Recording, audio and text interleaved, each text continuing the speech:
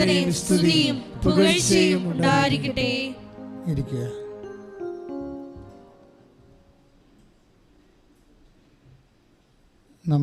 ഇന്ന് നമ്മൾ കാണുന്നത് ഇന്നത്തെ ഉടമ്പടി ധ്യാനത്തിലൂടെ നമ്മൾ മനസ്സിലാക്കുന്നത്, ഉടമ്പടി നമ്മൾ ഇപ്പോഴും ഏറ്റവും അവസാനമായി വന്നിരിക്കുന്നത് ഉടമ്പടി സിൽവർ ഗ്രേ ആണ്. അങ്ങനെ ഓരോ ബ്രാൻഡ് ചെയ്യുന്നതല്ല. അതായത് ഉടമ്പടി ഒന്നാം വർഷം പൂർത്തിയായിട്ട് ചിലർ രണ്ടാം വർഷത്തിലേക്ക് പുതുക്കി പ്രവേശിക്കാം. അപ്പോൾ അവരെ തിരിച്ചറിയാൻ വേണ്ടിയാണ് നമ്മളവർക്ക് നീല കളറുള്ള ഉടമ്പടി പേപ്പർ കൊടുക്കുന്നത്. ചിലർ ഉടമ്പടി ഒരു അഭിഷേകമായി കിട്ടിക്കഴിഞ്ഞാൽ അവർക്കതൊരു ജീവിത രീതിയായിട്ടൊക്കെ മാറും. അങ്ങനെ സാക്ഷ്യം പറയുന്നുണ്ട് ആൾക്കാർ, ഉടമ്പടി എൻ്റെ ജീവിത രീതിയാണെന്ന്. അപ്പോൾ അതിൽ ഭയങ്കര കൊതിയോടെ ഉടമ്പടിയുടെ തണലിലും സംരക്ഷണത്തിനും അവർ നിലനിൽക്കും കുടുംബസമേതം. അപ്പോൾ അവരൊക്കെ ഉടമ്പടി ഈ ധ്യാനം തന്നെ, ഉടമ്പടി ധ്യാനം ചിലർ 10 മിനിറ്റ് സമയം പോലെ അടുത്ത 10 മിനിറ്റ് വേറെ ദിവസം അങ്ങനെ കൂടും, അത് കുഴപ്പമില്ല. ചിലർ വീട്ടിലെ എല്ലാവരും വരാൻ വേണ്ടി കാത്തിരിക്കും. എന്നിട്ട് ഒരു സമയം ഫിക്സ് ചെയ്തിട്ട് മൊബൈൽ TV കണക്ട് ചെയ്തിട്ട് എല്ലാവരും കൂടി ആ 2.5 മണിക്കൂർ ഇരുന്നാണ് ധ്യാനം കൂടുന്നത്. അങ്ങനെയുള്ള ഫാമിലിയുമുണ്ട്. ഉടമ്പടി വ്യത്യസ്തമായ അഭിഷേകമാണ്. അപ്പോൾ അത് ശരി, ഇത് ശരി, ഇത് തെറ്റ്, അങ്ങനെയൊന്നും അച്ഛൻ പറയണില്ല. ഓരോരുത്തരുടെ ജീവിത രീതികളും അവൻ്റെ സൗകര്യങ്ങളനുസരിച്ച് വ്യത്യസ്തങ്ങളായ അഭിഷേകമാണ് ആൾക്കാർക്ക് കിട്ടണമെന്നാണ് ഞാൻ ഉദ്ദേശിക്കുന്നത്. ഇനി അങ്ങനെ വരുമ്പോൾ അവരതിൻ്റെ അകത്തിൽ നിന്ന് മാറാൻ ആഗ്രഹിക്കത്തില്ല. എന്താ കാര്യം? ഉടമ്പടി ബേസിക്കായിട്ട് നമുക്ക് നൽകുന്നത് പ്രൊട്ടക്ഷനാണ്. പ്രൊട്ടക്ഷൻ എന്ന് പറയുന്നത് സംരക്ഷണം. ഉടമ്പടി ഏറ്റവും വലിയ, ഞാൻ ഇന്നുവരെ സാക്ഷ്യങ്ങളെല്ലാം പരിശോധിക്കുമ്പോൾ ഒരു ദിവസം നമ്മളൊക്കെ എല്ലാവരും 20 സാക്ഷ്യം വെച്ച് 10 ദിവസം 200 സാക്ഷ്യം, അങ്ങനെ 600 ഗ്രേഡഡ് സാക്ഷ്യങ്ങളാണ് ഒരു മാസം നമ്മൾ കേൾക്കുന്നത് ഇവിടെ. അപ്പോൾ ഇതിൽ തന്നെ നോക്കുമ്പോൾ നമുക്ക് മനസ്സിലാകുന്നത് ഓൾമോസ്റ്റ് എല്ലാ ജീവിതത്തിൻ്റെ വ്യത്യസ്തങ്ങളായ അവസ്ഥകളെയും ഉടമ്പടി അഡ്രസ്സ് ചെയ്യുന്നുണ്ട്. അത് വലിയൊരു ഭാഗ്യമാണ്. ഞാനീ ശുശ്രൂഷ തുടങ്ങിയത് 84 തുടങ്ങിയതാണ്. ധ്യാന ശുശ്രൂഷ തുടങ്ങിയത് അന്ന് മുതൽ അത് എല്ലായിടത്തും മലയോരങ്ങളിലും. ഇന്നിപ്പോൾ അട്ടപ്പാടി നമ്മൾ വലിയ ഒരു ധ്യാന കേന്ദ്രം നമ്മുടേതുണ്ട്. അത് അച്ഛൻ അവിടെ തുടങ്ങുന്നതിന് മുമ്പ് 93 ഞാൻ അട്ടപ്പാടി പോയി വെളുപ്പിന് ധ്യാനിച്ചിട്ടുണ്ട്. അച്ഛൻ തുടങ്ങിയത് എനിക്ക് തോന്നുന്നത് 90 അത് ഒരു 2000 അടുത്താണ് അത് തുടങ്ങണമെന്ന് തോന്നണത്. പക്ഷെ 93 ഞാൻ അട്ടപ്പാടി ചെല്ലുമ്പോൾ മൊട്ടക്കുന്നുകളാണ് അവിടെയെല്ലാം. ഇന്ന് കാണുന്ന പച്ചപ്പൊന്നുമില്ല. അന്ന് അട്ടപ്പാടിക്കാർ ഇവിടെ വരുമ്പോൾ ഞാൻ ഇരിക്കുന്ന സ്ഥലത്ത് പള്ളിത്തോട്ട് വരുമ്പോൾ പറയണത്, ഞങ്ങൾ തീർന്നച്ചാന്ന് പറഞ്ഞു. മുളക് കുടികളെല്ലാം ഉണങ്ങിപ്പോയി, അതുപോലെ തന്നെ ഏലമെല്ലാം ഉണങ്ങിപ്പോയി, കുന്നെല്ലാം മുട്ടക്കുന്നായി പോയെന്ന് പറയും. അപ്പോൾ അവിടെ അപ്പോൾ ഞാൻ കടലോരത്ത് ധ്യാനം നടത്തിക്കൊണ്ടിരിക്കുകയായിരുന്നു. അപ്പോൾ എനിക്ക് തോന്നി കർത്താവ് മലയോരത്തേക്ക് എന്നെ വിളിക്കുകയാണെന്ന് വിചാരിച്ചുകൊണ്ട് ഞാൻ അട്ടപ്പാടി പോയി. വലിയ ഗ്രൂപ്പൊക്കെ ആയിട്ടാണ് പോയത്, 10-16 പേരൊക്കെയാണ് പോയത്. അവിടെ കുറേ നാളുകളായിട്ട്, ഇന്നിപ്പോൾ നമുക്ക് മഴ മാറാതെ നിൽക്കുന്ന കാരണം നമുക്ക് മഴ തന്നെ ഒരു വലിയൊരു ബാധ്യതയായിട്ട് മാറുകയും. പക്ഷെ അന്ന് അങ്ങനെ അല്ലായിരുന്നു. 93-92 കാലഘട്ടങ്ങളിലൊക്കെ മഴ കുറവായിരുന്നു. പൊതുവെ മഴ കുറവാണ്. അട്ടപ്പാടിയിൽ മഴ പെയ്തിട്ട് മാസങ്ങളായി. ഏലത്തിനൊക്കെ നമുക്കറിയാമല്ല, ഒരു തണുപ്പ്, ആ ഒരു അന്തരീക്ഷം കുറഞ്ഞ ഉടനെ അത് മഞ്ഞ നിറം കാണിക്കും. ഉടനെ ഞാൻ ശാന്തമ്പാറ ധ്യാനിപ്പിക്കാൻ ചെല്ലുമ്പോൾ അവിടെ ഹെലികോപ്റ്ററിന് മഴ പെയ്തിപ്പിച്ചുകൊണ്ടിരിക്കുകയാണ്. മണിക്കൂറിന് 20,000 രൂപ വെച്ച്, മണിക്കൂറിന് 20,000 രൂപ വെച്ച് ശാന്തമ്പാറ ധ്യാനിപ്പിക്കണ 2003-2004 ഘട്ടങ്ങളിൽ. അപ്പോൾ മണിക്കൂറിന് 20,000 രൂപ വെച്ച് ഹെലികോപ്റ്ററിൽ ഏലത്തോട്ടങ്ങൾ അടിച്ചുകൊണ്ടിരിക്കുകയാണ്, മഴ പെയ്യിപ്പിച്ചുകൊണ്ടിരിക്കുകയാണ്, കൃത്രിമ മഴ. അപ്പോൾ ഇങ്ങനെ ചില സമയത്ത് ഇതുപോലെ വലിയൊരു ക്ലൈമറ്റ്, കാലാവസ്ഥ നമ്മളെ ചതിക്കും. ആര് ഭരിക്കുന്നു എന്നുള്ളതല്ല പ്രശ്നം. നമുക്ക് ഈ ഭരണമൊന്നും എത്താത്ത കുറേ സ്ഥലങ്ങളുണ്ട്. അത് വലിയൊരു സംഭവമാണ്. ഭരിക്കുന്നവർ വിചാരിക്കും ചിലപ്പോഴേ അവർ പറഞ്ഞ പോലെ അവരുടെ ഒക്കത്താണ് ജനം മുഴുവനെന്ന്. ആരുടെയും ഒക്കത്തില്ല. കാലാവസ്ഥ എന്ന് പറയുന്ന സംഭവം അല്പം ഒന്ന് ഗതി മാറിയാൽ എല്ലാം അങ്ങോട്ട് മാറണ കാണാം. മൊത്തം മാറും. ഒന്നും നമ്മുടെ കൈപ്പിടി നിൽക്കത്തില്ല. പ്രളയം വരെ ഇപ്പോൾ എല്ലാത്തിനും രക്ഷപ്പെടാൻ വേണ്ടി 2-3 വാക്കുകൾ കണ്ടുപിടിച്ചിട്ടുണ്ടല്ലോ അധികാരികൾ. ഒന്ന് മേഘവിസ്ഫോടനം, പിന്നെ തീർന്നില്ലേ, എല്ലാ ഉത്തരവാദിത്തത്തിൽ നിന്ന് അവർ രക്ഷപ്പെടും. മേഘവിസ്ഫോടനമല്ലേ അത്. ഹൈ റേഞ്ചിലെ വിഷയങ്ങളെല്ലാം കൈകാര്യം ചെയ്യണം ഒറ്റ വാക്ക് വെച്ചാൽ മേഘവിസ്ഫോടനം. ഉള്ള പൊട്ടി ജീവിതവും പോയി, വീട് പെരയുടെ ഭൂമിയുടെ അടി ആണ്ടുപോയാലും ഇവർ തടി ഉയരണത് മേഘവിസ്ഫോടനം പറഞ്ഞാൽ. മേഘവിസ്ഫോടനം എന്ന് പറയണത് ഹെവി റെയിനിങ് പണ്ടും ഉണ്ടായിരുന്നു. പക്ഷേ ഇന്നെപ്പോഴും ഇത് മനസ്സിലാക്കാത്ത രീതിയിലുള്ള അതിൻ്റെ ഇരകളായിട്ടുള്ള ആൾക്കാരെ ശാശ്വതമായി സംരക്ഷിക്കുന്ന നടപടിക്രമങ്ങൾ ദൈവത്തിൻ്റെ ഭാഗത്തുനിന്ന്, അതിൽ അധികാരികൾക്ക് ദൈവികമായ ഒരു ബോധവും ചിന്തയും ഒക്കെ കുറവായത് കാരണം വിശ്വാസികൾക്ക് മാത്രമേ ഈ രാജ്യത്തെ നിലനിർത്താൻ പറ്റത്തുള്ളൂ. കാര്യം പകുതി മുക്കാൽ കാര്യങ്ങളും ദൈവികമായ കാര്യങ്ങൾ, ദൈവത്തിന് മാത്രമേ എന്തെങ്കിലും ചെയ്യാൻ പറ്റത്തുള്ളൂ. ഇപ്പം നമ്മളെല്ലാം വിഷമിക്കുന്ന, തീരദേശമൊക്കെ വിഷമിക്കണ എന്താ കാര്യം? മനുഷ്യനിർമ്മിതമായിട്ടുള്ള കോർപ്പറേറ്റ് ദുരന്തങ്ങൾ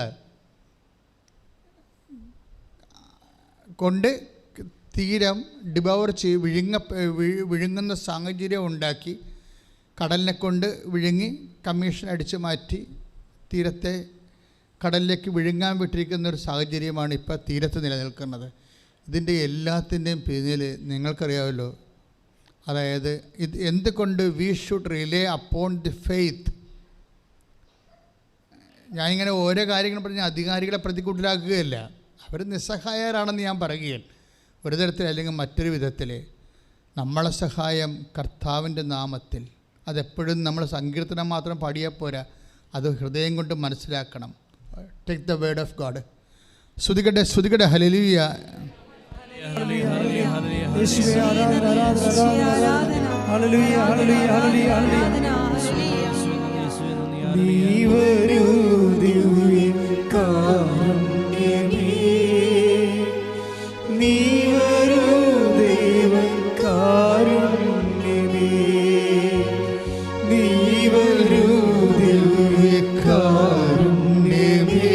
ഒരുമിച്ച് സന്തോഷത്തോടെ പാട്.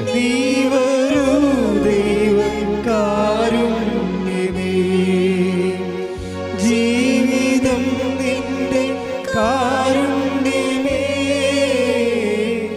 ജീവനേ നിത്യ കാരുണ്യമേ, ജീവിതം നിന്റെ കാരുണ്യമേ, ജീവനേ നിത്യ കാരുണ്യമേ. പരിശുദ്ധ പരമദിവ്യകാരുണ്യത്തിന് നേറ്റ് പറഞ്ഞ് നമ്മുടെ സഹായം കർത്താവിന്റെ നാമത്തിൽ. പറഞ്ഞോളൂ. 121 സങ്കീർത്തനം 1-2 തിരുവചനങ്ങൾ. സങ്കീർത്തനം 121 1-2 തിരുവചനങ്ങൾ. അതാണ് ഇപ്പോൾ ഈശോ നാവിൽ തന്നത്. എന്താണത്? പർവ്വതങ്ങളിലേക്ക് ഞാൻ കണ്ണുകൾ ഉയർത്തുന്നു. ഏറ്റു പറഞ്ഞേ. പർവ്വതങ്ങളിലേക്ക് ഞാൻ കണ്ണുകൾ ഉയർത്തുന്നു, എനിക്ക് സഹായം കർത്താവിൽ നിന്ന് വരുന്നു. എനിക്ക് സഹായം കർത്താവിൽ നിന്ന് വരുന്നു. ആകാശവും ഭൂമിയും സൃഷ്ടിച്ച കർത്താവിൽ നിന്ന്. ആകാശവും ഭൂമിയും സൃഷ്ടിച്ച കർത്താവിൽ നിന്ന്. ഇവിടെ ഒരു വിഷയം കണ്ടില്ലേ? എനിക്ക് സഹായം എവിടെ നിന്ന് വരുന്നു? എവിടെ നിന്നാണ് വരുന്നത്? കർത്താവിൽ നിന്ന്. എങ്ങനെയുള്ള കർത്താവാണ്? ആകാശവും ഭൂമിയും സൃഷ്ടിച്ച കർത്താവ്. അതെന്താ സംഭവം എന്ന് വെച്ച് കഴിഞ്ഞാൽ, ഇപ്പോൾ നമ്മൾ സങ്കീർത്തനം 121:4 വായിക്കില്ലേ? ഭൂമി കർത്താവിനെ ഐഡൻറ്റിഫൈ ചെയ്യുമ്പോൾ ബൈബിൾ ഉടനെ പറയും, the Lord God who created heaven and earth. ആകാശവും ഭൂമിയും. നമുക്കറിയാവില്ല, നമുക്ക് നിൽക്കണമെങ്കിൽ ഭൂമി വേണം, നടക്കണമെങ്കിൽ സമയം വേണം. മൂവ്മെൻറ്റ്സ് എല്ലാം നടക്കുന്ന സമയത്തിലാണ്. നിങ്ങളുടെ സംഭവങ്ങളെല്ലാം നടക്കുന്നത് സമയത്തിലാണ്. മനുഷ്യൻ്റെ ജോലി കർമ്മങ്ങളെല്ലാം നടക്കുന്നത് സമയത്തിലാണ്. അവനായിരിക്കുന്നത് ഒരു സ്ഥലത്തിലാണ്. ഭൂമി എന്ന് പറയുന്നത് സ്ഥലമാണ്. നമുക്ക് കത്തൊക്കെ എഴുതത്തില്ലേ? കത്തൊക്കെ എഴുതുമ്പോൾ എന്താണ്? പ്ലേസ് ആൻഡ് ഡേറ്റ് എഴുതും അല്ലേ? അതാണല്ലോ സംഭവം. എന്ന് വെച്ച് കഴിഞ്ഞാൽ എന്തെങ്കിലും ഈവൻറ്റ്സ് ഹാപ്പൻ ചെയ്താൽ അതിന് ഒരു സ്ഥലം ഉണ്ടാകണം, പിന്നെ എന്താണ്, ഒരു സമയം ഉണ്ടാകണം.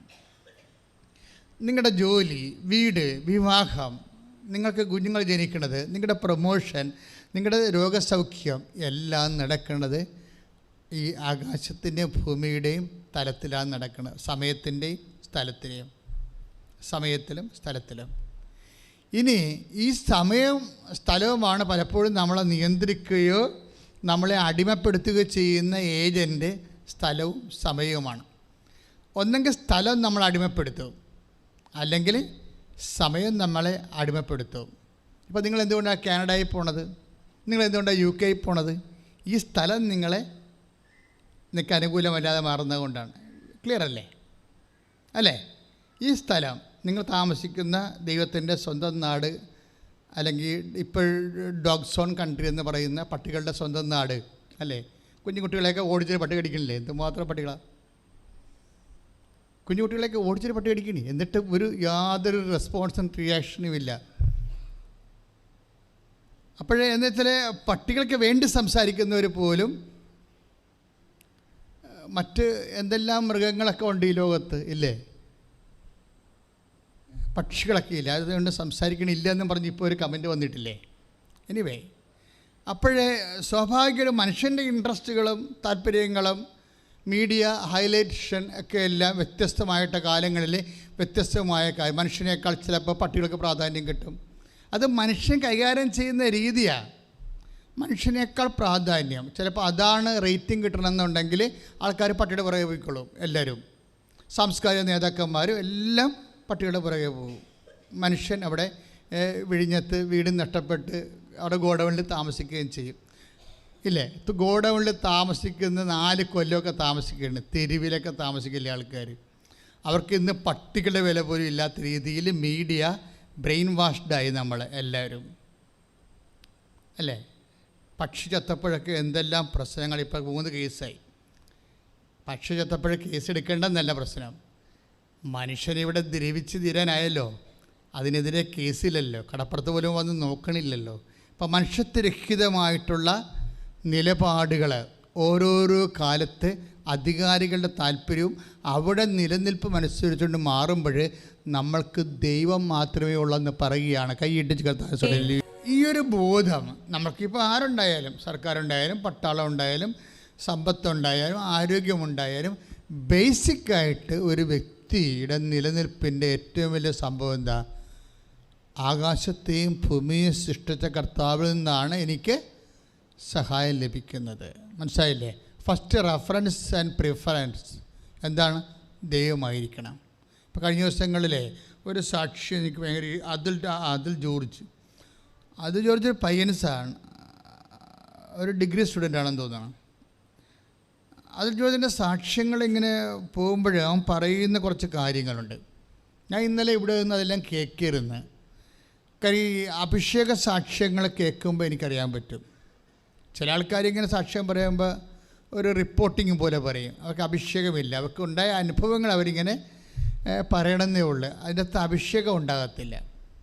കാര്യം അവർ പ്രാർത്ഥിച്ച് പറയുകയോ അല്ലെങ്കിൽ ഞാൻ ഈ സാക്ഷ്യം പറയുന്നത് കൊണ്ട് കർത്താവിൻ്റെ വചനം കൂടുതൽ പ്രചരിക്കണമെന്നോ വിശ്വാസമില്ലാത്തവർക്ക് വിശ്വാസം ഉണ്ടാകണമെന്നോ ഒക്കെ അങ്ങനെ ആഗ്രഹിക്കാതെ പ്രേക്ഷിത ചൈതന്യമില്ലാതെ ചുമ്മാ കിട്ടിയ ഒരു അനുഭവം അങ്ങനെ പങ്കുവെക്കണം. അതിന് അഭിഷേകമാണ്. കേൾക്കാൻ പറയാം, അതിന് അനോയിൻറ്റിങ് ആയിട്ടല്ല, ചുമ്മാ ഒരു റിപ്പോർട്ടിങ്ങാണ്, ഈവൻസ് റിപ്പോർട്ടിങ്ങാണ്. അവർക്ക് കിട്ടിയ രോഗസൗഖ്യം. അപ്പം അതിൻ്റെ വരണത് അതിൻ്റെ സാക്ഷ്യം ഇവിടെ അവനത് പറഞ്ഞുകൊണ്ടിരിക്കുന്ന സമയത്ത് തന്നെ ഞാൻ ഇങ്ങോട്ട് കയറി വരുമ്പോൾ തന്നെ എനിക്കൊരു അഭിഷേകം കിട്ടി. അപ്പം ഞാനത് ഇവിടുത്തെ ശുശ്രൂഷ ബ്ലോക്ക് ചെയ്തിട്ട് ഞാൻ അതിനെ കേട്ടുകൊണ്ടിരിക്കുകയാണ്. എന്താ വെച്ചാൽ അപ്പോൾ പരിശുദ്ധാത്മാവ് എന്നോട് പറയുന്നുണ്ട്, നീ ആഗ്രഹിച്ച സാധനം ഇപ്പോൾ അവൻ പറയുമെന്ന്. അതാണ് ഞാൻ നിന്നത് കളാൻ. നീ ആഗ്രഹിച്ചുകൊണ്ട് നടന്ന ഒരു കാര്യം അവനിപ്പോൾ പറയുമെന്ന്. അപ്പോൾ ഞാനത് ഇവനെന്താണ് പരിശുദ്ധാത്മാവിൽ പറയാൻ പോകണമെന്ന് നോക്കിയപ്പോൾ അവൻ പറയുമായിരുന്നു, എൻ്റെ ആസ്തി എന്ന് പറയുന്നത് വിശ്വാസം മാത്രമാണ്. പിന്നെ എനിക്കുണ്ടായിരുന്നത് ആഗ്രഹമാണ്. 2 കാര്യമാണ് എനിക്കുള്ളത്. ഒന്ന് വിശ്വാസം, രണ്ടാമത്തത് എന്താണ്?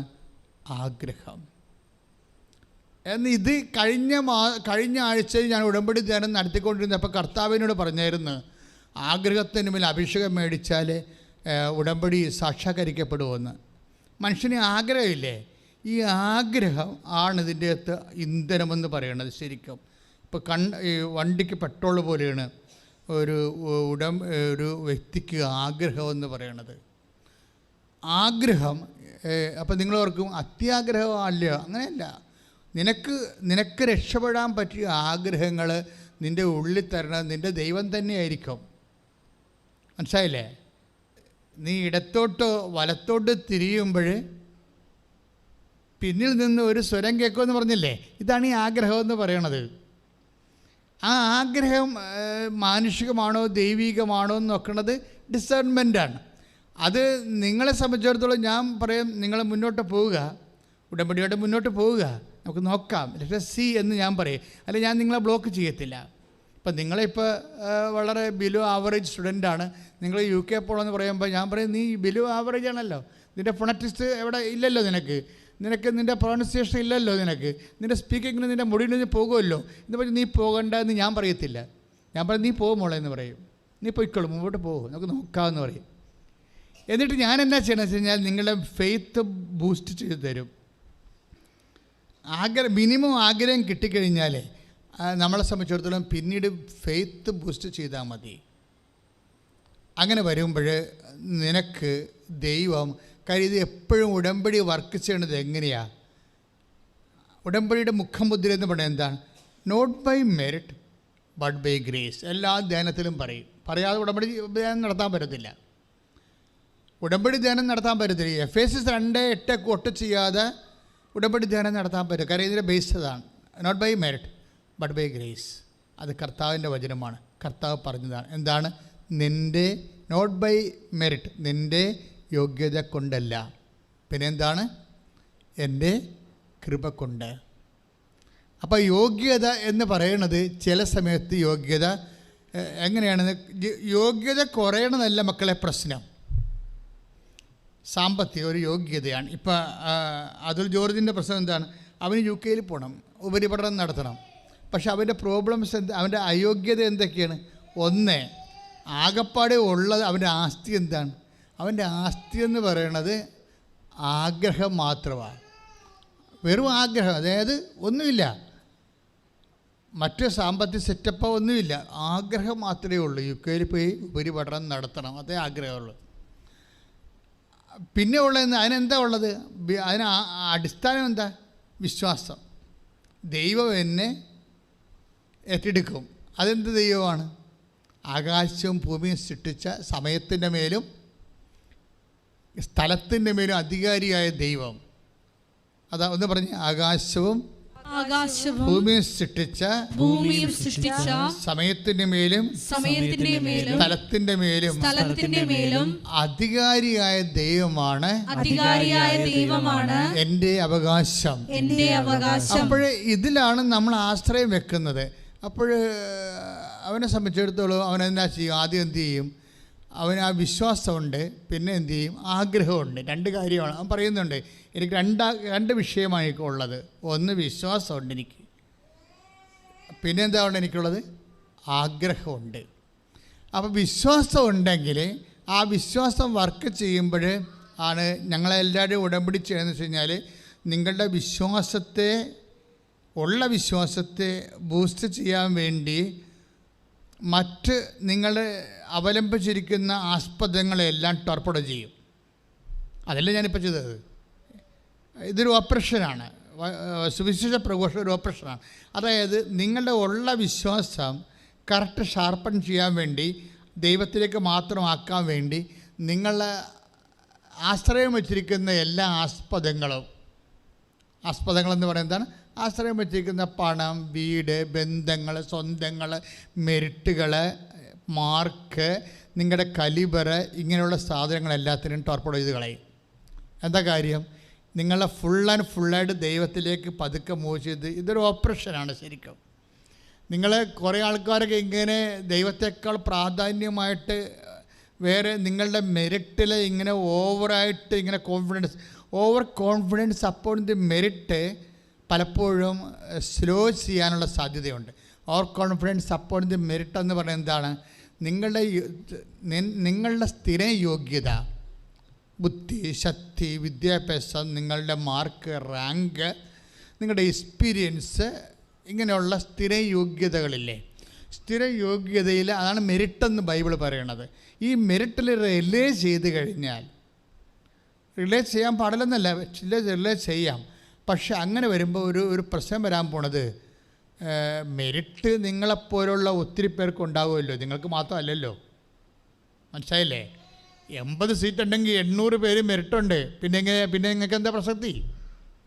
80 സീറ്റേ ഉള്ളൂ, അതിന് 800 പേരുടെ മെറിറ്റുള്ള 800 പേരുണ്ട്. പിന്നെ നിങ്ങളെ തന്നെ സെലക്ട് ചെയ്യണമെന്ന് എന്താ നിർബന്ധം?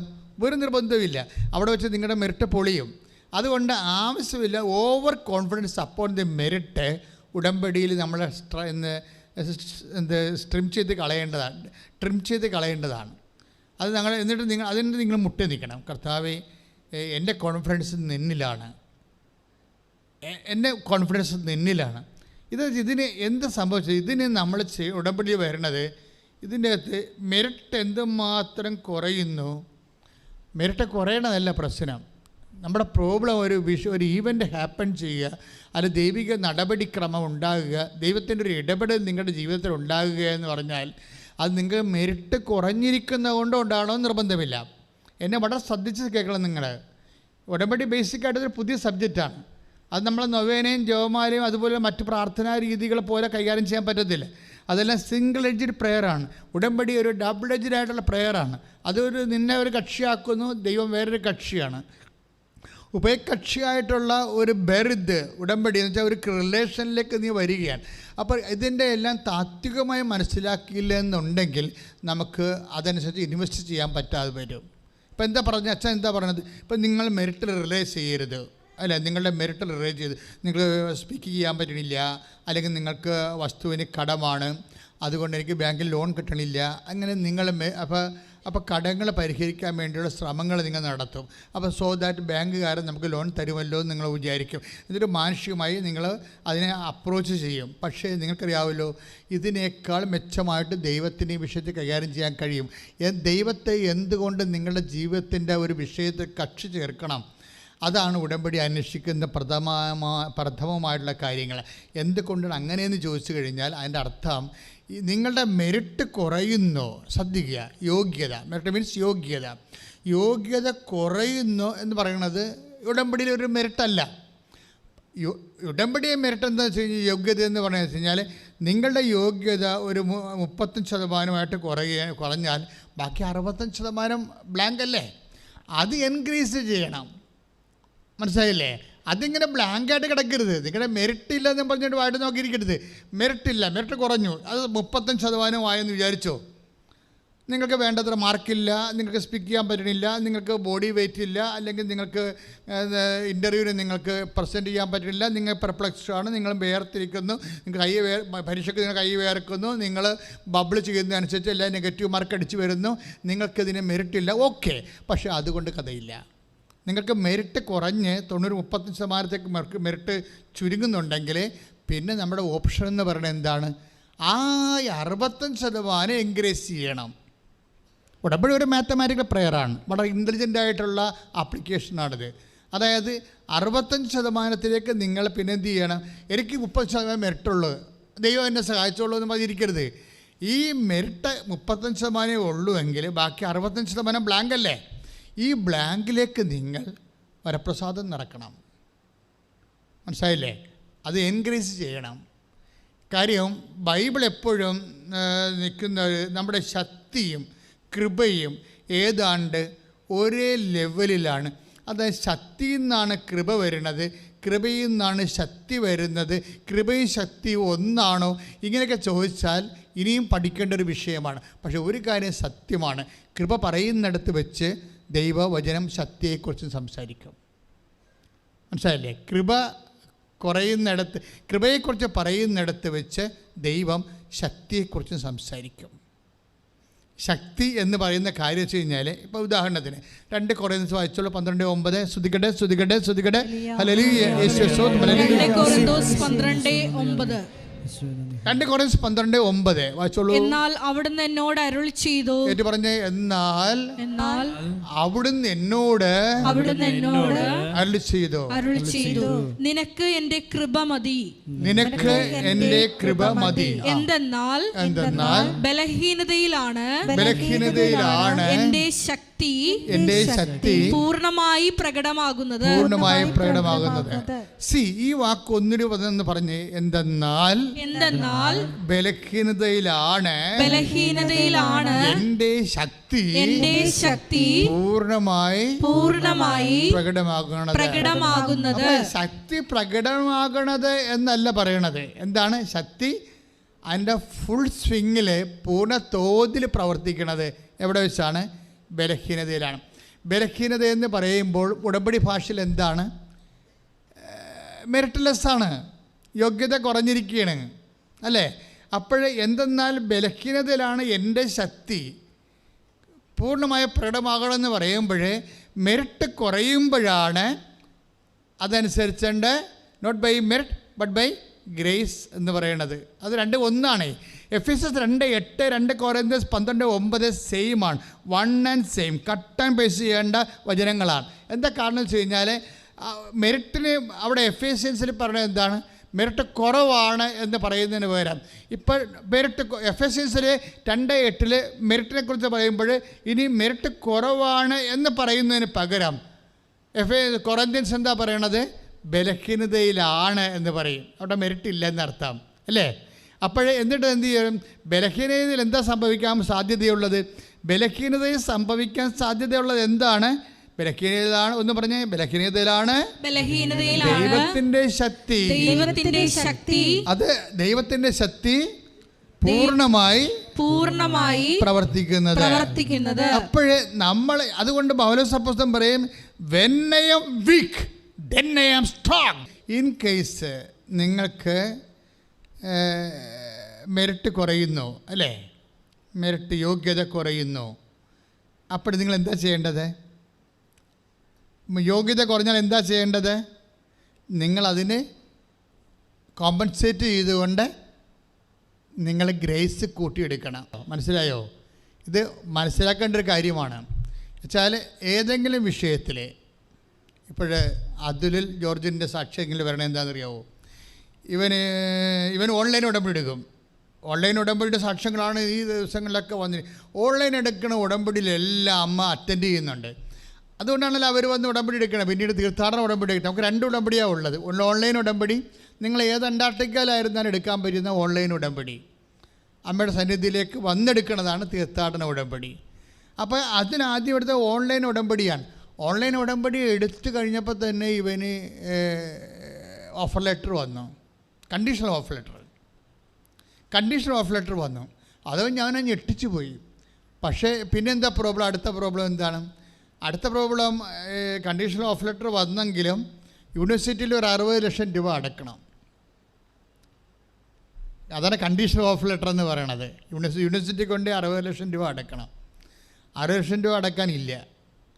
അപ്പോൾ എന്ത് ചെയ്യും? അപ്പോൾ അവിടെ മെറിറ്റ് ഇല്ല. അവിടെ അതാണ് നമ്മൾ ഉടമ്പടി ഭാഷ പറഞ്ഞാൽ യോഗ്യതയില്ല. അതുകൊണ്ട് ഉടനെ ഇവൻ ബാങ്കിൽ പോകും. 2-3 ബാങ്കിൽ ചെന്നപ്പോൾ ബാങ്കുകാരൻ പറയണത് ഇവന് സിവിൽ പോയിൻറ്റ്സ് ഇല്ലെന്നാണ്. അതാണ് ഈ മെറിറ്റ് ഇല്ലെന്ന് എൻ്റെ അർത്ഥം. ഉടമ്പടി ഭാഷയിൽ പറഞ്ഞാൽ മെറിറ്റില്ല. സിവിൽ പോയിൻറ്റ്സ് എന്ന് പറഞ്ഞാൽ എന്താ? നമ്മൾ നേരത്തെ ബാങ്കിൽ നിന്നൊക്കെ ലോൺ എടുത്തിട്ടുണ്ടെങ്കിൽ നമുക്ക് പോയിൻറ്റുകൾ കുറവായിരിക്കും. ഇപ്പോൾ ഒരാളിന് 100 പോയിൻ്റ് കിട്ടിയാൽ മാത്രമേ, ഇപ്പോൾ എല്ലാം പോയിൻ്റാണല്ലോ, അത് കമ്പ്യൂട്ടറാണ് നിശ്ചയിക്കുന്നത്. നമ്മളുടെ എല്ലാ സാധനവും അപ്ഡേറ്റ് ചെയ്ത് കാണുമല്ലോ. അപ്പോൾ അതുകൊണ്ട് നമ്മുടെ ആപ്ലിക്കേഷൻ വെക്കുമ്പോൾ നമ്മുടെ പേരടിച്ചിടുമ്പോൾ തന്നെ, ആധാർ കാർഡിലൊക്കെ പേരടിച്ചിടുമ്പോൾ തന്നെ പോയിൻറ്റ്സ് പറയും കമ്പ്യൂട്ടർ. അതുകൊണ്ട് നമ്മുടെ കാര്യത്തിൽ തീരുമാനമാകും. പണ്ടൊക്കെ ആ ബാങ്കിൽ നിന്ന് കടമെടുത്ത ഈ ബാങ്കിൽ നിന്ന് അറിഞ്ഞില്ല എന്നുണ്ടെങ്കിൽ ഈ ബാങ്കിൽ നമുക്ക് ലോൺ എടുക്കുമായിരുന്നു. ഇപ്പോൾ ഒരു ബാങ്കുകാരെല്ലാം കൂടി നെറ്റ്വർക്കിൽ സെയിം ആക്കി വെച്ച് കാരണം ഒരു പണിയും നടക്കത്തില്ല. ഏതെങ്കിലും നരകത്തിൽ പോലെ ബാങ്കിൽ നിന്ന് ലോൺ എടുത്താലും ശരി നിങ്ങൾ വരുമ്പോൾ പിടുത്തം വീഴും. അപ്പോൾ പോയിൻ്റ് കുറവായത് കാരണം ഇവൻ എന്ത് ചെയ്യും? അപ്പോൾ അവന് മെറിറ്റില്ലല്ലോ, സിവിൽ പോയിൻ്റ് കിട്ടണില്ല, 60 ലക്ഷം രൂപ വേണ്ടേ. അപ്പോൾ പോയിൻ്റ് കുറവായതുമ്പോൾ സ്വാഭാവികമായിട്ട് ഇതിനാണ് അച്ഛൻ മെറിറ്റെന്ന് പറയണത്. മെറിറ്റ് തീർന്നാൽ പിന്നെ എന്നാ വർക്ക് ചെയ്യാൻ സാധ്യതയുള്ളത്? ഗ്രേസാണ്. യോഗ്യത പോയാൽ പിന്നെ എന്താ വർക്ക് ചെയ്യണത്? കൃപയാണ്. ഇതാണ് എഫേസ്യസ് 2:8 ഫോർമുല. അതായത് not by merit but by grace. നിൻ്റെ യോഗ്യത കൊണ്ടല്ല, ദൈവത്തിൻ്റെ കൃപ കൊണ്ട്. അതുകൊണ്ട് അതിൽ എന്താ ചെയ്തിരിക്കണമെന്ന് വെച്ച് കഴിഞ്ഞാൽ, ഇപ്പോൾ സിവിൽ പോയിൻറ്റ്സ് ഇല്ലല്ലോ, അപ്പോൾ മെറിറ്റ് ഇല്ലല്ലോ. അവൻ പിന്നെ എന്ത് ചെയ്യും? അവൻ ഓൺലൈൻ ഉടമ്പടി അവൻ കൺവേർട്ട് ചെയ്യും. എന്ത് ചെയ്യും? അവനത് തീർത്ഥാടന ഉടമ്പടിയിലേക്ക് കൺവേർട്ട് ചെയ്യും. അതെന്താണ്? ടെക്നിക്കലായിട്ട് അതായത് നമ്മുടെ ഗ്രേസ് ലെവൽ കൂടാൻ വേണ്ടിയാണ്. ഗ്രേസ് ലെവൽ അവനെ അറിയത്തില്ലത്. അവനെ ചെയ്തിരിക്കുന്ന കാര്യം പരിശുദ്ധാത്മാവിനാൽ ഗൈഡ് ചെയ്തിരിക്കുകയാണ്. അത് നമുക്ക് വിഷയത്തെക്കുറിച്ച് അറിയില്ലെങ്കിൽ അറിയണ ഒരാളുണ്ടല്ലോ. അങ്ങനെ വേറെ എന്നാ? പരിശുദ്ധാത്മാവ് വരുമ്പോൾ നിങ്ങൾ എല്ലാ കാര്യങ്ങളും പഠിപ്പിക്കുമില്ലേ? 14:26 വായിച്ചേ. ശ്രുതികട്ടെ ലലിയ.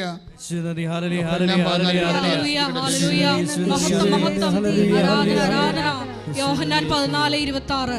എന്നാൽ എൻ്റെ നാമത്തിൽ പിതാവ് അയക്കുന്ന സഹായകനായ പരിശുദ്ധാത്മാവ് എല്ലാ കാര്യങ്ങളും നിങ്ങളെ പഠിപ്പിക്കുകയും ഞാൻ നിങ്ങളോട് പറഞ്ഞിട്ടുള്ളതെല്ലാം നിങ്ങളെ അനുസ്മരിപ്പിക്കുകയും ചെയ്യും. അപ്പോൾ ഒന്നിനു പറഞ്ഞ യോഹന്നാൻ 14:26.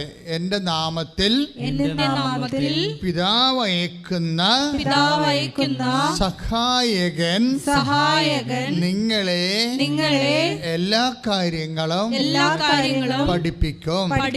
ഞാൻ പഠിപ്പിച്ചിട്ടുള്ളതെല്ലാം നിങ്ങളെ അനുസ്മരിപ്പിക്കും. അപ്പോൾ ഇതൊരു വിഷയമാണ്. ഇപ്പം ചില കാര്യത്തെക്കുറിച്ച് നമുക്കൊരു ഐഡിയ ഇല്ല.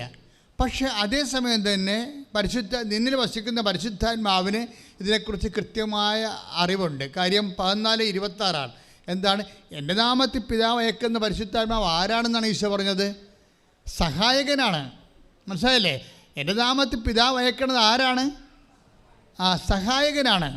ഈ സഹായകൻ എന്ന് പറയുമ്പോൾ കുറച്ച് കാര്യത്തിൽ സഹായം, കുറച്ച് കാര്യത്തിൽ വേറെ നമ്മൾ കടയിൽ പോകണമെന്ന് പറഞ്ഞാൽ വേറെ സ്ഥലത്ത് പോകണം, അങ്ങനെയില്ല. എല്ലാ കാര്യങ്ങളും സഹായകനാണ്. കൈയടിച്ച് കർത്താവിനെ സ്തുതിക്കട്ടെ. മറ്റ് പ്രാർത്ഥനാ രൂപങ്ങളിൽ നിന്നും ഉടമ്പടിയെ വ്യത്യസ്തമാക്കുന്നതിൻ്റെ കാരണം ഇതിലൊന്ന് ദൈവത്തിൻ്റെ സാന്നിധ്യമാണ്. When you take the covenant prayer you receive Holy Spirit. അതായത് നിങ്ങൾ ഈ ഉടമ്പടിയിലേക്ക് ആയിക്കഴിഞ്ഞാൽ അത് സത്യസന്ധമായിട്ടായിരിക്കണം. അല്ലാതെ നിങ്ങളിങ്ങനെ ആക്കാനും വേണ്ടി ഒക്കട്ടെ എന്നൊക്കെ പറഞ്ഞുകൊണ്ട് നോക്കാം, ഇനി ഉടമ്പടി എടുത്തില്ലെന്ന് വേണ്ട, അതുകൂടി എടുത്തേക്കാന്നൊക്കെ വിചാരിച്ചുകൊണ്ട് ഇങ്ങനെ കാണ്ടാമൃഗ ക്രിസ്ത്യാനിയില്ലേ, ആ ടൈപ്പിൽ വന്നാൽ ഒരു പണിയും നടക്കത്തില്ല. മറിച്ച് നിങ്ങൾ ഇതിന് ഉടുത്തുകെട്ടി ഇറങ്ങണം സംഭവം. കാര്യം ഇത് പെർഫെക്റ്റ് ഫോർമുലായി വർക്ക് ചെയ്യേണ്ടതാണ്, അല്ലാതെ നിങ്ങളുടെ അംബിഗസ് ഹൈപ്പോത്തസിസിൽ വർക്ക് ചെയ്യണമല്ല. ഇത് ബിബ്ലിക്കലായിട്ടുള്ള കറക്റ്റ് ഫോർമുല വർക്ക് ചെയ്യേണ്ടതാണ്. 2 എന്ന് പറഞ്ഞു കഴിഞ്ഞാൽ അതൊരിക്കലും 4.1 ആകത്തില്ല, 3.99 ആകത്തില്ല. ദാറ്റ് ഈസ് 4 ഷാർപ്പ് ഷൂട്ടറാ. അതുകൊണ്ട് തന്നെ മക്കൾ ഇതിനെക്കുറിച്ച് കൃത്യമായി മനസ്സിലാക്കിയിട്ട് കൃത്യമായി ഇൻവെസ്റ്റ്മെൻറ്റ് ചെയ്യണം ഉടമ്പടി വിഷയത്തിൽ. ശ്രുതികട്ടെ. ഹല്ലേലൂയ. നിബന്ധനകള് വിശ്വസ്തതാപൂർവ്വം പാലിക്കാനുള്ള വലിയ ഞങ്ങൾക്ക് ഓരോരുത്തർക്കും പ്രദാനം ചെയ്യണമേ എന്ന് പ്രാർത്ഥിക്കുന്നു. ദൈവ കൽപ്പനകൾക്ക് കാതോർത്ത് എത്രയും വേഗം ഞങ്ങളെ സാക്ഷികളായി ഉയർത്തണമേ എന്ന് പ്രാർത്ഥിക്കുന്നു. പരിശുദ്ധ പരമദിവ്യകാരുണ്യത്തിന് ആരാധനയും സ്തുതിയും പുകഴ്ചയും പരിശുദ്ധ പരമദിവ്യകാരുണ്യത്തിന് ആരാധനയും സ്തുതിയും പുകഴ്ചയും. ഉടമ്പടിയിലെ എക്കാലം പുതുക്കാൻ പോകുന്നവരും ഉടമ്പടി എടുക്കാൻ പോകുന്നവരും മനസ്സിലാക്കേണ്ട ഒന്നാമത്തെ കാര്യം, ഉടമ്പടിയിൽ എപ്പോഴും ഒരു ഉള്ളിലിരുന്നൊരു ആലോചന എല്ലാ കാര്യങ്ങൾക്കും ദൈവം തരും. അതിന് നമ്മൾ ആഗ്രഹമെന്ന് പറയുകയും ചെയ്യും, ചിലപ്പോൾ ചിന്തയെന്ന് പറയും, ചിലപ്പോൾ ആശയമെന്ന് പറയും. പക്ഷേ എല്ലാം ദൈവികമായിരിക്കും. കാര്യം എന്താണ്? നീ വിശുദ്ധിയോടു കൂടിയാണ് ഉടമ്പടി എടുക്കുന്നത്. ഇപ്പോൾ ഡോണയുടെ സാക്ഷി ഞാൻ ഇടയ്ക്ക് പറഞ്ഞില്ലേ, അവളെ സംബന്ധിച്ചത് അവിടെ പാസ്പോർട്ട് റിജക്റ്റഡ് ആകണം. വെറും ഒരു 72 മണിക്കൂർ കൊണ്ട് പുതിയ പാസ്പോർട്ട് പ്രൊഡ്യൂസ് ചെയ്യണം. നടക്കാത്ത കാര്യമാണ്. 1 മാസം അതിൻ്റെ ഡോർമെൻറ്റ് ടൈമുണ്ട്. പക്ഷേ ഇവൾ പാസ്പോർട്ട് തിരിച്ച് റിജക്റ്റായ പാസ്പോർട്ട്, സ്പെല്ലിംഗ് മിസ്റ്റേക്കുള്ള പാസ്പോർട്ട് കൊണ്ടുവന്ന് പാസ്പോർട്ട് ഓഫീസിൽ കാണിക്കുമ്പോൾ അയാൾ പറയും ഇതിൻ്റെ അത് മിസ്റ്റേക്സ് ഒന്നുമില്ല എന്ന് പറയണില്ലേ എന്ന് പറഞ്ഞ് അയാൾ റിജക്റ്റ് ചെയ്യും. അപ്പോൾ ഫോറിൻ എംബസിയിൽ നിന്ന് റിജക്റ്റായി, ഈ നമ്മുടെ പാസ്പോർട്ട് ഓഫീസിൽ നിന്ന് റിജക്റ്റ് കഴിയുമ്പോൾ ഇവിടെ എവിടെ പോകാനാണ്? അപ്പോൾ അവിടെ ഉള്ളിൽ നിന്ന് നീ ഇടത്തോട്ടോ വലത്തോട്ടോ തിരിയുമ്പോൾ പിന്നിൽ നിന്ന് ഒരു സ്വരം കേൾക്കുമെന്ന് പറഞ്ഞില്ലേ? ഇതിനാണ് ദൈവസാന്നിധ്യം എന്ന് പറയുന്നത്. പെട്ടെന്ന് അവളുടെ ഉള്ളിൽ കത്തും. എന്താണ്? മുകളിലോട്ട് പോവുക, ഏറ്റവും മുകളിൽ ഹയർ ഓഫീസറിനെ പോയി കാണുക. അതെന്താണ്? നീ വലത്തോട്ട് ഇടത്തോട്ട് തിരിയും. ആ വചനെടുത്ത് ശ്രുതികട്ടെ യെശയ്യാ 30:21 വായിച്ചുള്ളുക. നീ വലത്തോട്ടോ ഇടത്തോട്ടോ തിരിയുമ്പോൾ, പറഞ്ഞു, നീ വലത്തോട്ടോ ഇടത്തോട്ടോ തിരിയുമ്പോൾ നിന്റെ കാതുകൾ പിന്നിൽ നിന്ന് ഒരു സ്വരം ശ്രവിക്കും. ഇതാണ് വഴി, ഇതിലേ പോവുക. ഈ ഒരു ഫോർമാറ്റിലേക്ക് മൈൻഡ് സെറ്റ് തിരിച്ചു വരണം നമ്മൾ. അതായത് പെട്ടെന്ന് ഡെഡ് എൻഡായി കഴിഞ്ഞാൽ പരിശുദ്ധാത്മാവ് വർക്ക് ചെയ്യും. മനസ്സിലായില്ലേ? ഇവളുടെ പാസ്പോർട്ട് റിജക്റ്റായി, ഫോറിൽ നിന്ന് റിജക്റ്റായി, വിസ റിജക്റ്റായി, ഇവിടെ നിന്ന് റിജക്റ്റായി. അപ്പം പിന്നെ എന്ത് ചെയ്യും? പിന്നെ എങ്ങോട്ട് തിരിഞ്ഞിട്ടും നിവർത്തില്ലാത്തപ്പോൾ പിന്നിൽ നിന്ന് ഒരു സ്വരം കേൾക്കും. ഇതാണ് വഴി, ഇതിലേ പോവുക. അവളുടെ മനസ്സിൽ തോന്നി ഹയർ ഓഫീസറെ പോയി കാണാൻ പറഞ്ഞു. ഹയർ ഓഫീസറിനെ പോയി കാണുമ്പോൾ അതിനേക്കാൾ വിഷയം കോംപ്ലിക്കേറ്റഡ് ആവും. പക്ഷേ ഹയർ ഓഫീസിനെ പോയി കാണുമ്പോൾ ഇവൾ ഉടമ്പടി കാശിൻ്റെ ഇടയിലുണ്ട്. അത് തൊട്ട് വിശ്വാസപ്രമാണം ശരിയാണ് പോണത്. അതായത് നിങ്ങൾ ഉടമ്പടി പ്രകാരം നിങ്ങൾക്ക് ദൈവം വാഗ്ദാനം ചെയ്തിരിക്കുന്ന അവിടുത്തെ സാന്നിധ്യം. ദാറ്റ് മീൻസ് എന്താണ്? 33:14 വായിച്ചോളൂ. പുറപ്പാടിൻ്റെ പുസ്തകം. സ്തുതിക്കട്ടെ. ഹല്ലേലൂയ. പുറപ്പാട് 33:14. കർത്താവ് പറഞ്ഞു, ഞാൻ തന്നെ നിന്നോട് കൂടെ വരികയും നിനക്ക് ആശ്വാസം നൽകുകയും ചെയ്യും. So presence is for consolation. No, അതാണ് എൻ്റെ ഉടമ്പടിയുടെ രീതി. എന്ന് വെച്ചാൽ ദൈവ സാന്നിധ്യം നൽകണേ എന്തിനാണ്? ചുമ്മാ കാഴ്ചക്കാരനെ പോലെയല്ല. ഇപ്പം ചില നിയമസഭയിലും യുഎൻഒയിലുമൊക്കെ ചില ക്ഷണിക്കപ്പെട്ട അതിഥികളില്ലേ, ഓൺ ലുക്കേഴ്സായിട്ട് പോയി അവിടെ പ്രൊസീഡിങ്സ് കണ്ടുകൊണ്ടിരിക്കും. സിനഡിലും ഉണ്ടാകും പ്രൊസീഡിങ്സ് കണ്ടുകൊണ്ടിരിക്കുക അനുവാദം. വല്ല കഥയുള്ളാവും. എന്നുവെച്ചാൽ അവരുടെ പ്രൊസീഡിങ്സേ നമുക്ക് കണ്ടുകൊണ്ടിരിക്കാവുന്ന. അതിൻ്റെ അകത്ത് വോട്ട് ചെയ്യാനൊന്നും നമുക്ക് അധികാരമില്ല. നിരീക്ഷകരായി പോണവർ. മനസ്സിലായോ? നമുക്ക് അതായത് ഇതുപോലെ വലിയ വലിയ ഫോറങ്ങളിൽ നിരീക്ഷകരുണ്ടാവും. അവർക്ക് വിളിക്കാൻ പറ്റത്തില്ല. അവർ ക്ലിപ്പിട്ട് വെച്ചിരിക്കുകയാണ്. നിരീക്ഷകരായിട്ട് കണ്ണ് മാത്രം തുറന്നിരിക്കും. അവർ ക്ലിപ്പിട്ട് വെച്ചിരിക്കുക. അതിനാണ് നിരീക്ഷകരെന്ന് പറയുന്നത്. പക്ഷെ പരിശുദ്ധാത്മാവ് ഒരു നിരീക്ഷകനല്ല. മനസ്സിലായില്ലേ? നീ വലത്തോട്ട് ഇടത്തോട്ട് തിരിയുമ്പോൾ ഇതാണ് വഴി, ഇതിലേ പോവുക എന്ന് പറയും. നീ 34:14 നമ്മളെന്താ വായിച്ചത്? കേട്ടോ, എന്താ വായിച്ചത്? ഞാൻ തന്നെ നിന്നോട് കൂടെ വരികയും നിനക്ക് ആശ്വാസം നൽകുകയും ചെയ്യും. നിന്നോട് വരിക മാത്രമല്ല ചെയ്യണത്, പിന്നെ എന്താണ്? നിനക്ക് ഉടമ്പടി എടുക്കുന്നൊരു ബോധം ഉണ്ടാകണം. ദൈവം എൻ്റെ കൂടെ ഉണ്ട്. എങ്ങനെയുള്ള ദൈവമാണ്? നിരീക്ഷകനായ ദൈവമല്ല. പിന്നെ എന്താണ്? എനിക്ക് ആശ്വാസം നൽകണ ദൈവം. പുറപ്പാട് 33:16. അങ്ങ് പോരുന്നില്ലെങ്കിൽ അങ്ങ് എന്നിലും അങ്ങയുടെ ജനത്തിലും സംപ്രീതനാണെന്ന് എങ്ങനെ വെളിപ്പെടും? അങ്ങ് ഞങ്ങളോടൊത്ത് യാത്ര ചെയ്യുമെങ്കിൽ അങ്ങ് ഞങ്ങളോടൊത്ത് യാത്ര ചെയ്യുമെങ്കിൽ ഞാനും അങ്ങയുടെ ജനവും ഭൂമുഖത്തുള്ള എല്ലാ ജനതകളിൽ നിന്ന് വ്യത്യസ്തരായിരിക്കും. Praise Lord.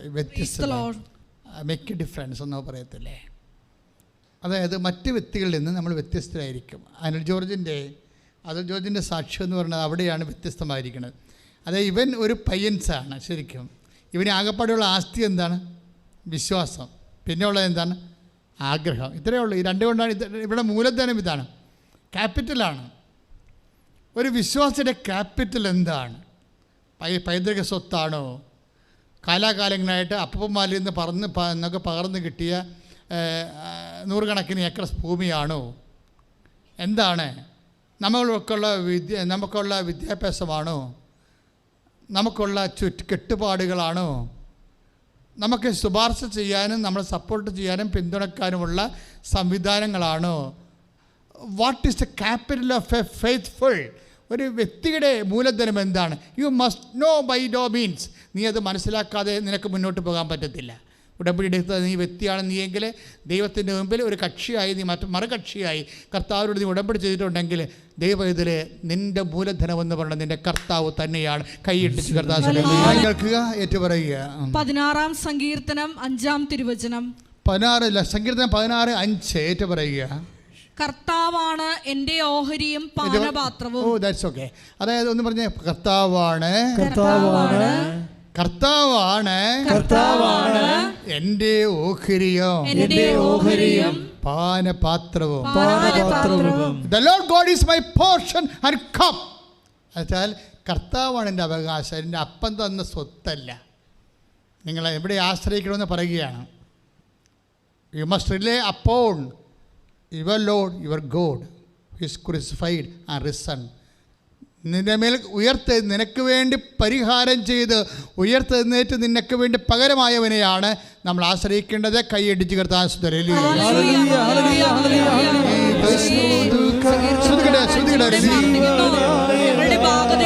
അവിടുത്തെ കരങ്ങളിലാണെന്ന് പ്രഖ്യാപിക്കാനുള്ള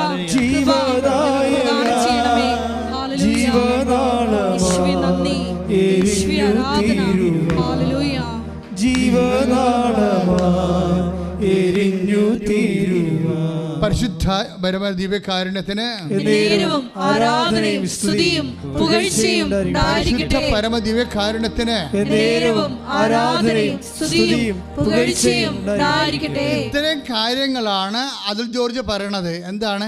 എൻ്റെ ആസ്തി, എൻ്റെ മൂലധനം എന്ന് പറയുന്നത് എന്താണ്? എൻ്റെ വിശ്വാസമാണെന്ന്.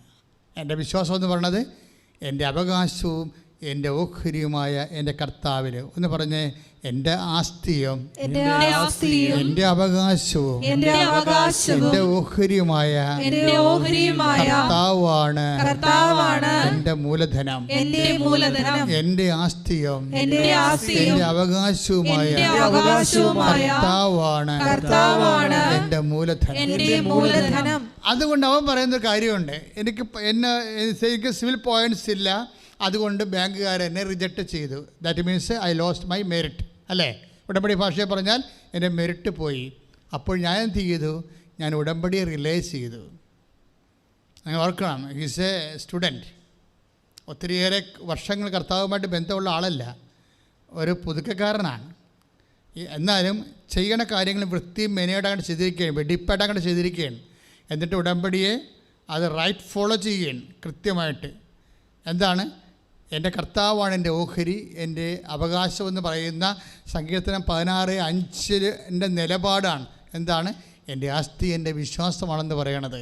എൻ്റെ ആസ്തി എൻ്റെ വിശ്വാസമാണ്. എന്തുള്ള വിശ്വാസമാണ്? കഴിഞ്ഞ ദിവസങ്ങളിൽ എബി എന്നും പറഞ്ഞൊരു സഹോദരൻ സാക്ഷ്യം പറഞ്ഞു. എബിയുടെ സാക്ഷ്യം എന്ന് പറയുന്നത്, എബി മാളയിലുള്ള ആളാണ്. നിങ്ങളത് യൂട്യൂബിലുണ്ട്, നല്ല സാക്ഷ്യമാണ്. എബിയുടെ പ്രശ്നം, എബി ഒക്ടോബർ 2021 അയാളെ ഖത്തറിൽ വർക്ക് ചെയ്യുന്ന ഒരു ഓഫീസറാണ്. പെട്ടെന്ന് ആളെ കൊളാപ്സായിപ്പോയി. കോവിഡ് പിടിച്ചാണെന്ന് തോന്നുന്നത്. കോവിഡിൻ്റെ മൂർധന്യ സമയത്താണ് എബി കൊളാപ്സായിപ്പോവും. പുള്ളിക്ക് ഇങ്ങനെ ഇതിൻ്റെ ഈ റെസ്പിറേറ്ററി പ്രോബ്ലംസ് ഉണ്ടാകുന്നത് പുള്ളിക്ക് ഫീൽ ചെയ്യുന്നുണ്ട്. പക്ഷേ പുള്ളിയുടെ ഡ്യൂട്ടി കുറച്ച് കൂടിയ കടുത്ത ഡ്യൂട്ടി ആയത് കാരണം അങ്ങനെ പെട്ടെന്ന് ഹോസ്പിറ്റലിലേക്ക് അഡ്മിറ്റ് ചെയ്യാൻ പറ്റുന്ന സാഹചര്യമല്ല. അതുകൊണ്ട് പുള്ളി അതും കൊണ്ട് നടന്ന് പെട്ടെന്ന് പുള്ളി ഫെയ്ഡായിപ്പോയി, വീണുപോയി. പിന്നെ ഇയാൾ ആംബുലൻസിലാണ് കൊണ്ടുപോകണത്. ഖത്തർ ഹോസ്പിറ്റലിലേക്ക് കൊണ്ടുപോയി കഴിയുമ്പോൾ അവിടെ പുള്ളി ഉടനെ കോമയിലായിപ്പോവും. അതായത് പൾസ് ഡൗൺ ആകും, പ്രഷർ ഡൗൺ ആകും, പിന്നെ ഈ ഓക്സിജൻ കിട്ടണില്ല. പക്ഷേ എന്നിട്ട് ഇയാളെ കൊണ്ടുപോയി ഒരു ടെൻറ്റിലാണ് ഇടണത് പുറത്ത്. കോവിഡ് കാലത്തിൻ്റെ അവസ്ഥ അറിയാമല്ലോ, ഹോസ്പിറ്റലിലെ ബെഡെല്ലാം തീരും. പിന്നെ അവിടേക്കാണ് സ്വദേശി വിദേശി പ്രശ്നം വരണത്.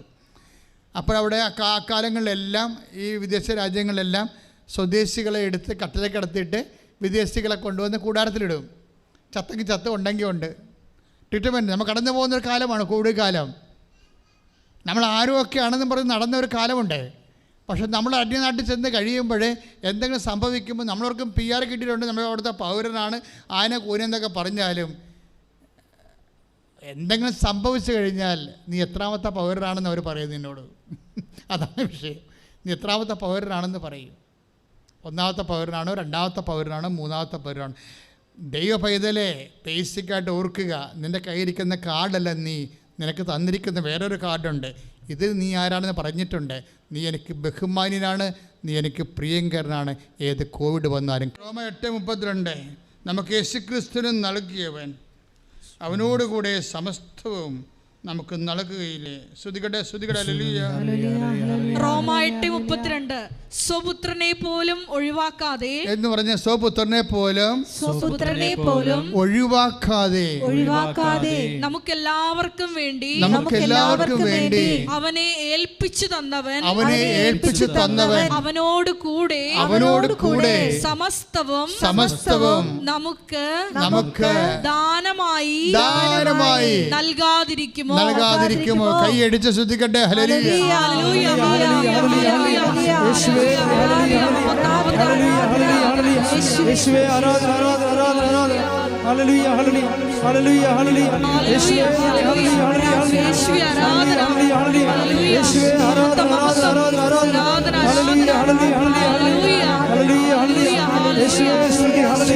നമ്മുടെ ആസ്തി എന്താണ്, നമ്മുടെ മൂലധനം എന്താണെന്ന് ഞാൻ പറഞ്ഞുകൊണ്ടിരിക്കണം അല്ലേ, എന്നിലൂടെ പരിശുദ്ധാനം പറഞ്ഞുകൊണ്ടിരിക്കുന്നത്. നമ്മുടെ ആസ്തി എന്താണ്? ഇപ്പോൾ അനിൽ ജോർജ് പറഞ്ഞില്ലേ, എൻ്റെ ആസ്തി എൻ്റെ വിശ്വാസമാണെന്ന്. ആരിലാണ് ആ വിശ്വാസം? ആകാശവും ഭൂമിയും സൃഷ്ടിച്ച കർത്താവിലാണ്. എങ്ങനെയുള്ള കർത്താവാണ്? തൻ്റെ മകനേക്കാളും നമ്മൾ ബഹുമാന്യനായി കരുതുന്നവനാണ്. വായിച്ചല്ലേ, നീ എനിക്ക് ബഹുമാന്യനാണ്, എനിക്ക് പ്രിയങ്കരനാണ്. അതൊക്കെ നമുക്കുള്ള സെൽഫ് എസ്റ്റീം വർദ്ധിപ്പിക്കണം. മനസ്സിലായില്ലേ? മറ്റു മനുഷ്യർ നമ്മളെ തള്ളിക്കളഞ്ഞു, ബാങ്കിൽ നിന്ന് നമ്മളെ പറഞ്ഞു വിട്ടു, കോളേജിൽ നിന്ന് നമ്മളെ പറഞ്ഞു വിട്ടു, വിസ എൻട്രി നമ്മൾ പരാജയപ്പെട്ടു, നമ്മളെ പറഞ്ഞു വിട്ടു. ഇങ്ങനെ ഓരോരോ സംവിധാനങ്ങൾ നിന്നെ കൈവിടുമ്പോഴേ നിനക്ക് വേണ്ടി പറയുന്നവരാണ്, I will not disown you at any cost. ഞാൻ നിന്നെ ഒരു വിധത്തിലും അവഗണിക്കുകയോ, എന്ന് പറഞ്ഞേ, ഞാൻ നിന്നെ ഒരു വിധത്തിലും അവഗണിക്കുകയോ ഉപേക്ഷിക്കുകയോ ഇല്ല എന്ന് അവിടുന്ന് പറഞ്ഞിട്ടുണ്ടല്ലോ. ഓ സോ മൈ ചൈൽഡ്, ഓ ദൈവപൈതലെ, നീ ശ്രദ്ധിക്കുക. നീ എവിടുന്നെങ്കിലും ഏതെങ്കിലും ഓഫീസിൽ നിന്നോ ഏതെങ്കിലും അധികാര സ്ഥാനത്ത് നിന്നോ നീ ഡിപ്രൈവ് ആയി കഴിഞ്ഞാൽ, നിന്നെ അവർ തള്ളിവിട്ടാൽ, നിനക്ക് മെറിറ്റില്ലെന്ന് പറഞ്ഞു വിട്ടാൽ, നീ പറയണം, എനിക്ക് വേണ്ടി വില ചെയ്തവൻ, രക്തം ചിന്തിയവൻ, എന്നെ വീണ്ടെടുത്തവൻ, തൻ്റെ ജീവനേക്കാൾ എന്നെ സ്നേഹിക്കുന്നവൻ, എല്ലാ ജനതകളെക്കാൾ പകരമായി തൻ്റെ ജീവനെ എന്നെ വീണ്ടെടുക്കാൻ വേണ്ടി നൽകിയവൻ, അവനോടുകൂടി എല്ലാം ചേർത്ത് നൽകുന്നവൻ എൻ്റെ കർത്താവ്, അവനാണ് എൻ്റെ അവകാശം, അവനാണ് എൻ്റെ ഓഹരി. ശ്രദ്ധിക്കട്ടെ. ദിവ്യകാരുണ്യത്തിന് അപ്പൊ എബി എന്ന് പറയുന്ന സഹോദര ഖത്തറിലെ ഓഫീസ് എന്ത് കോമയിലായിപ്പോയി, ഓർമ്മ പോയെന്ന 18 ദിവസം ഓർമ്മയില്ലാതെ കിടന്നു. മൂക്കിൽ കൂടി ശ്വസിക്കുന്നു, അവരിനെ ട്യൂബിലൂടെ ഭക്ഷണം കഴിക്കുന്നു, ശരീരം വെട്ടുതടി പോലെ ഇങ്ങനെ കിടക്കുകയാണ്. ഡോക്ടർമാർക്കൊന്നും ചെയ്യാനേ പറ്റണില്ല. അപ്പോൾ ആസിഫ് ഡെഡ് എന്ന രീതിയിലാണ് അവർ ട്രീറ്റ് ചെയ്യണത്, ഡെഡ് ബോഡി ആണെന്ന രീതിയിലാണ് ട്രീറ്റ് ചെയ്യണത്. പിന്നീട് ഒരു ദിവസം ഇവർ ഓൺലൈൻ ഉടമ്പടി എടുക്കും. അവർക്കറിയത്തില്ല, കൃപാസനത്തെക്കുറിച്ച് അറിയത്തില്ല. ആരുമൊക്കെ പറഞ്ഞിട്ട് ആസ്ട്രേലിയയിൽ നിന്നൊരു ലിങ്ക് കൊടുത്ത് എന്നാൽ അവിടെ സാക്ഷ്യപ്പെടുത്തി. ആ ചേട്ടൻ തന്നെ വന്നിട്ടുണ്ടായിരുന്നു കഴിഞ്ഞ ദിവസം ഇവിടെ, തടിയനായ സുഖനായ ഒരു മനുഷ്യൻ. അദ്ദേഹം തന്നെ സാക്ഷ്യം പറയണത്, അതായത് ഒരു ലിങ്ക് കൊടുത്തിട്ട് വൈഫ് ഓൺലൈൻ ഉടമ്പടി എടുക്കും. ഓൺലൈൻ ഉടമ്പടി എടുത്ത രാത്രി, ഡേറ്റ് ഉണ്ട്, അതിൻ്റെ ടൈമുണ്ട്. ആ ടൈമിൽ പെട്ടെന്നൊരു മിന്നൽ കയറിയിട്ട് ഈ മനുഷ്യന് ബോധം വെക്കും. അപ്പോൾ അത് ബോധം വെക്കണ മുമ്പ് അദ്ദേഹം പറയുന്ന കാര്യമുണ്ട്. അതായത് അദ്ദേഹം സാക്ഷ്യത്തിൽ പറഞ്ഞ വിഷയമുണ്ട്. അതായത് ഡോക്ടർ അവസാനം ഡെഡായെന്ന് വിചാരിച്ചുകൊണ്ട് ഇയാളുടെ ട്യൂബെല്ലാം ഊരി മാറ്റും. ട്യൂബെല്ലാം ഊരി മാറ്റിയിട്ട് അത് ആ ട്യൂബ് ഊരി മാറ്റണതിന് സെക്കൻഡുകൾക്ക് മുമ്പാണ് ഒരു ഓൺലൈൻ ഉടമ്പടി എടുക്കുന്നത് വൈഫ്. പക്ഷേ ഈ മനുഷ്യൻ്റെ മനസ്സിൽ ഉടനെ മാതാവിന് ഈ മനുഷ്യൻ മനസ്സിൽ കാണും. കാര്യം ഓർമ്മയില്ല. എബി പറയണത് എൻ്റെ പേര് പോലും എനിക്ക് ഓർമ്മയില്ലെന്നാണ് പറയണത്. നീ ഒന്ന് ചിന്തിച്ച് ആ സിറ്റുവേഷൻ കണ്ട. നമ്മൾ പേര് വലിയ കാര്യമാണെന്നൊക്കെ പറഞ്ഞ് നടക്കില്ലേ. എൻ്റെ പേര് വിളിച്ചില്ല, എൻ്റെ പേര് പറഞ്ഞില്ല, എന്നെ വീട്ടിൽ വന്ന് ക്ഷണിച്ചില്ല, ഇങ്ങനെ പേര് വെച്ചുള്ള കളികൾ എന്തുമാത്രമാണ് ഉള്ളത്. ഇല്ലേ? നമ്മുടെ പേര് നമുക്ക് എന്തോ ആനക്കാര്യമാണെന്ന് നമ്മൾ ധരിച്ചിട്ട് പേര് അവഗണിച്ചാൽ നമ്മൾ അവോയ്ഡ് ചെയ്തതിൻ്റെ പേര് നമ്മൾ ഫൈറ്റിനൊക്കെ ഇറങ്ങും. പേര് പ്രശ്നമാണ്. പക്ഷേ ഈ പേര് ഒരു കാലത്ത് നമ്മൾ മറന്നു പോകും. മറ്റുള്ളവർ മറക്കണതിൻ്റെ കാര്യമില്ലല്ലോ.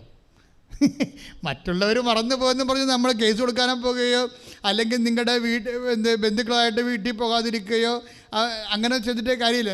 മറ്റുള്ളവർ മറക്കണ പോട്ടാ, നിങ്ങൾ തന്നെ നിങ്ങളുടെ പേര് മറക്കുമെന്നാണ് പറയണത്. എബി പറഞ്ഞില്ലേ, 18 ദിവസമായിട്ട് എൻ്റെ പേര് തന്നെ ഞാൻ മറന്നുപോയി, വെറുതെ വിട്ടു തടി പോലെ കിടക്കുകയാണ്. ഓർക്കണം കേട്ടോ, പേര് വെച്ച് കളിക്കുന്നവരൊക്കെ ഓർത്തേക്കണം. വലിയ പേരും നിലയൊക്കെ ഉണ്ടായിരുന്ന ആളാണ്. പേരാണ് അവൻ ആദ്യം കളഞ്ഞത്. പ്രകൃത്യാ ദൈവമായിരിക്കവേ അവൻ ദൈവത്തോടുള്ള സമാനത മുറുകെ പിടിക്കേണ്ട കാര്യമായി പരിഗണിച്ചില്ല. ഈ പരിഗണിക്കാതിരിക്കുന്ന സ്ഥലത്ത് വെച്ചാണ് ഈ എളിമ ആരംഭിക്കുന്നത്. പരിഗണിക്കേണ്ടെന്നിടത്ത് വെച്ചാണ് അഹങ്കാരം ആരംഭിക്കുന്നത്. ഫിലിപ്പിയർ 2:7 ഭയങ്കര സീരിയസ് വചനമാണ്. പരിഗണിക്കാത്തിടത്ത് വെച്ച്, നമ്മളെ ദൈവതിരുസന്നിധിയിൽ പരിഗണിക്കാതിരിക്കുന്ന സ്ഥലത്ത് വെച്ച്, അല്ലെ നമ്മളെ മറ്റുള്ളവർ പരിഗണിച്ചില്ല എന്നതിൻ്റെ പേര് നമുക്ക് നൊമ്പരം തോന്നാത്തിടത്ത് വെച്ച് ആണ് എളിമ ആരംഭിക്കുന്നത്. എളിമയെന്ന് പറഞ്ഞ് ജലദോഷം പിടിച്ച് നടന്നിട്ട് കാര്യമില്ല. നമ്മുടെ കയ്യിലൊക്കെ വന്നിരിക്കുന്ന ആധ്യാത്മികതയിൽ വന്നിരിക്കുന്ന വിഷയം നമ്മൾ നെഗളത്തിന് എളിമ എന്ന് പറയും, അല്ലേ? നെഗളം അഹങ്കാരത്തിന് എളിമ എന്ന് പറയും. പക്ഷേ എളിമ എന്ന് പറയണത് എന്താണ്? അത് കൃപ അപ്ലോഡ് ചെയ്യുന്നതിന് വേണ്ടിയുള്ള സുവിശേഷ സൂത്രമാണ്. ഏതെങ്കിലും കാരണവശാലും നിന്നെ തള്ളിക്കളയുക, നിന്നെ ഓഫീസിൽ നിന്ന് തള്ളിക്കളയുക, ഇൻ്റർവ്യൂവിന് ഔട്ടാക്കുക എന്നിട്ട് നിങ്ങൾ പറയത്തില്ലേ, എന്നേക്കാൾ മാർക്ക് കുറഞ്ഞവരെയാണ് അവരെടുത്തത്, എന്നെ എടുത്തില്ല എന്ന് പറയും. എന്നേക്കാൾ മാർക്ക് കുറഞ്ഞവരെ എന്നെ എടുത്തില്ല, അപ്പോൾ അവരെന്നോടെന്തോ അനീതി കാണിച്ചു എന്നാണ്. എൻ്റെ ദൈവവേദന, നിങ്ങൾക്ക് പരിചയം ബന്ധമുള്ളവരും ബന്ധമില്ലാത്തവരും നിങ്ങളോട് എന്ത് കാണിച്ചു എന്നുള്ളത് ദാറ്റ് ഡസൻറ്റ് മേക്ക് എനിത്തിങ്. എന്താ കാര്യം? നിങ്ങളോട് നീതി കാണിക്കാൻ ഒരാൾ മാത്രമേ ഉള്ളൂ. ആരാണ്? നിങ്ങൾക്ക് വേണ്ടി ജീവൻ ചൊരിഞ്ഞവൻ. അവൻ നിന്നെ ഫൊർസേക്ക് ചെയ്യാത്തോടത്തോളം, നിന്നെ അവഗണിക്കാത്തോടത്തോളം കാലം നീ നട്ടലോടുകൂടി നിൽക്കണം. അവൻ നിന്നെ എന്താ ഇങ്ങനെ നിൽക്കണം എന്നുണ്ടെങ്കിലുണ്ടല്ലോ, നമുക്ക് ഈ സാന്നിധ്യത്തെക്കുറിച്ച്, ദൈവസാന്നിധ്യത്തെക്കുറിച്ച് ഒരു ബോധം ഉണ്ടാകണം. കാര്യം നമ്മൾക്ക് എന്തുകൊണ്ടാണ് ഇങ്ങനെയൊക്കെയുള്ള സ്ഥലങ്ങളിൽ ഒരു ഉള്ളുപദേശം കിട്ടാത്തത്? എന്തുകൊണ്ടാണ്? അതായത് നിങ്ങൾക്ക് ഉള്ളുപദേശം കിട്ടണില്ലെങ്കിൽ നിങ്ങൾ you are cease to exist as a Christian. ഒരു ക്രിസ്ത്യൻ നിലയിൽ നിങ്ങൾ അസ്തമിച്ചിരിക്കുകയാണ്. അതുകൊണ്ടാണ് ഉള്ളുദ്ദേശം എന്ന് പറയുന്നത്, എന്തെങ്കിലും നമ്മൾക്ക് ഇടറവോ ഒരു പരാജയമോ സംഭവിച്ചാൽ ഉടനെ നമ്മുടെ ഉള്ളിൽ നിന്ന് നീ വലത്തോട്ട് എത്ര വചനം 20 30:21 വായിച്ചോളൂ. ഉള്ളുദ്ദേശം പറഞ്ഞോളൂ.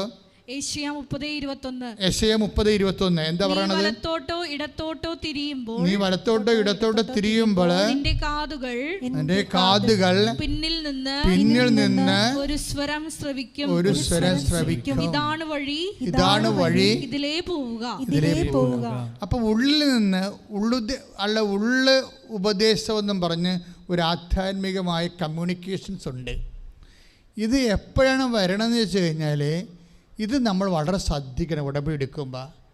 കാര്യം പരിശുദ്ധാത്മാവിനെ നിർവീര്യമാക്കുകയോ ദുഃഖിപ്പിക്കുകയോ ചെയ്ത ആ സാഹചര്യങ്ങൾ ഉടമ്പടിക്കാർ അവോയ്ഡ് ചെയ്യണം. കാരണം പരിശുദ്ധാത്മാവ് ഇപ്പോൾ എഫേസ്യസ് 4:30, 1 തെസ്സലോനിയർ 5:19 എന്ന് വായിച്ചോളൂ. ശ്രുതികട്ടെ. എഫേസ്യസ് 4:30 പറഞ്ഞോളൂ. രക്ഷയുടെ ദിനത്തിന് വേണ്ടി നിങ്ങളെ മുദ്രിതരാക്കിയ ദൈവത്തിന്റെ പരിശുദ്ധാത്മാവിനെ വേദനിപ്പിക്കരുത്. മനസ്സിലായില്ലേ? ഈ ഉള്ളുപദേശം കിട്ടാത്തത് എന്താണെന്നറിയാമോ? പരിശുദ്ധാത്മാവ് വേദനിച്ചിരിക്കണത് കൊണ്ടാണ്. എന്തുകൊണ്ടാണ് പരിശുദ്ധാത്മാവ് വേദനിച്ചിരിക്കുന്നത്? നിങ്ങൾ വേറെ അരൂപിക്ക് കൂടുതൽ പ്രാധാന്യം കൊടുക്കണത് കൊണ്ടാണ്. ദുഷ്ടാരൂപി, മനുഷ്യാരൂപിക്കൊക്കെ, അല്ലേ? അതായത് വിനയപ്പെടാതിരിക്കുമ്പോൾ നിങ്ങൾ ഒരു മത്സരത്തിലാണ്. നിങ്ങളൊരു മത്സരത്തിലാണെങ്കിൽ നിങ്ങളെ ബൂസ്റ്റ് ചെയ്തിരിക്കുന്നത് ഹ്യൂമൻ സ്പിരിറ്റാണ്, ദൈവാരൂപിയല്ല, പരിശുദ്ധാരൂപിയാണ്. കാര്യം ദൈവത്തെ നഷ്ടപ്പെടാതിരുന്ന കാലം വേറെ ബന്ധമോ സ്വന്തമോ എന്ത് നഷ്ടപ്പെട്ട എന്നാ, അവളെന്നെ ഫോൺ വിളിച്ചിട്ട് കുറേ നാളായി, സാരമില്ല. ഇത് നിങ്ങൾക്ക് ഫീൽ ചെയ്യുന്നുണ്ടെങ്കിൽ എന്തോ ഒരു കുഴപ്പമുണ്ടെന്ന് എൻ്റെ അർത്ഥം. ചില ആൾക്കാർ സ്ഥിരം നിങ്ങളെ ഫോൺ വിളിക്കുന്ന ആൾക്കാർ വിളിക്കണില്ലെന്ന് വിചാരിച്ചോ? നിങ്ങൾക്കത് വല്ലാണ്ട് ഫീൽ ചെയ്തിട്ടുണ്ടെങ്കിലേ നിങ്ങളൊരു പോക്ക് സ്ത്രീയാണെന്ന് പറയാം, അല്ലെ പുരുഷനാണ്. എന്താ കാര്യം? മനുഷ്യന് നിങ്ങൾ ഓവർ ഇമ്പോർട്ടൻസ് കൊടുത്തിരിക്കുന്നു ദൈവത്തെക്കാൾ ഉപരി. നിങ്ങൾക്ക് പ്രാർത്ഥിക്കാൻ കഴിയുന്നില്ലെങ്കിൽ യു മസ്റ്റ് വീപ്പ്. എന്താ കാര്യം? അപ്പം നിങ്ങൾക്ക് ദുഃഖം ഉണ്ടാകണം. നിങ്ങൾക്ക് ദൈവദർശനത്തിൽ വരാൻ കഴിയുന്നില്ലെങ്കിൽ, നമുക്കറിയാമല്ലോ ഏത് പാപാവസ്ഥയിലാണെങ്കിലും ദൈവം ചെയ്യണൊരു കാര്യം, ഒരു ത്രെഡ് ഇട്ടേക്കും. എന്താണ്?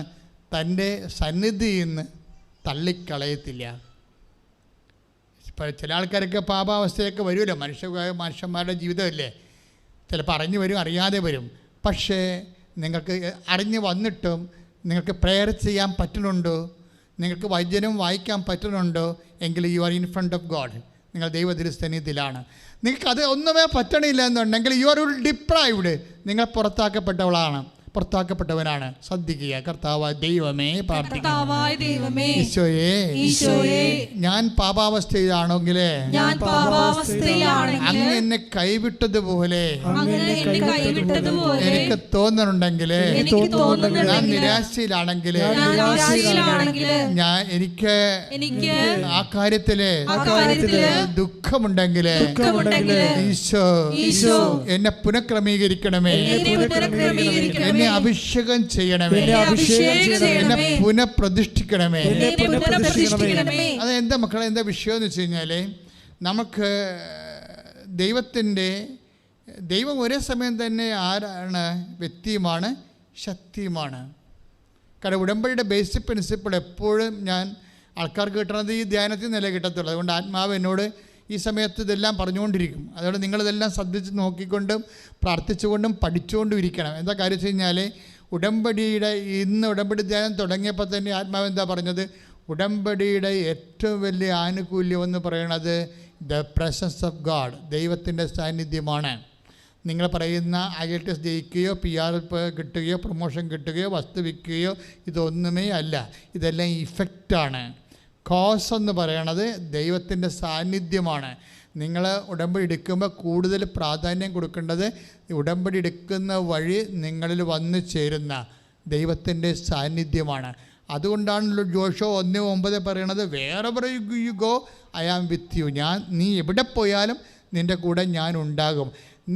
ഞാൻ ഉണ്ടാകാത്തൊരു സാഹചര്യം, പ്രസൻസ് ഫീൽ ചെയ്യണില്ല എന്നുണ്ടെങ്കിൽ അതിൻ്റെ അർത്ഥം നിങ്ങൾ ദൈവത്തിൽ പരിശുദ്ധാത്മാവിനെ ദുഃഖിപ്പിച്ചിട്ടുണ്ടെന്നാണ്.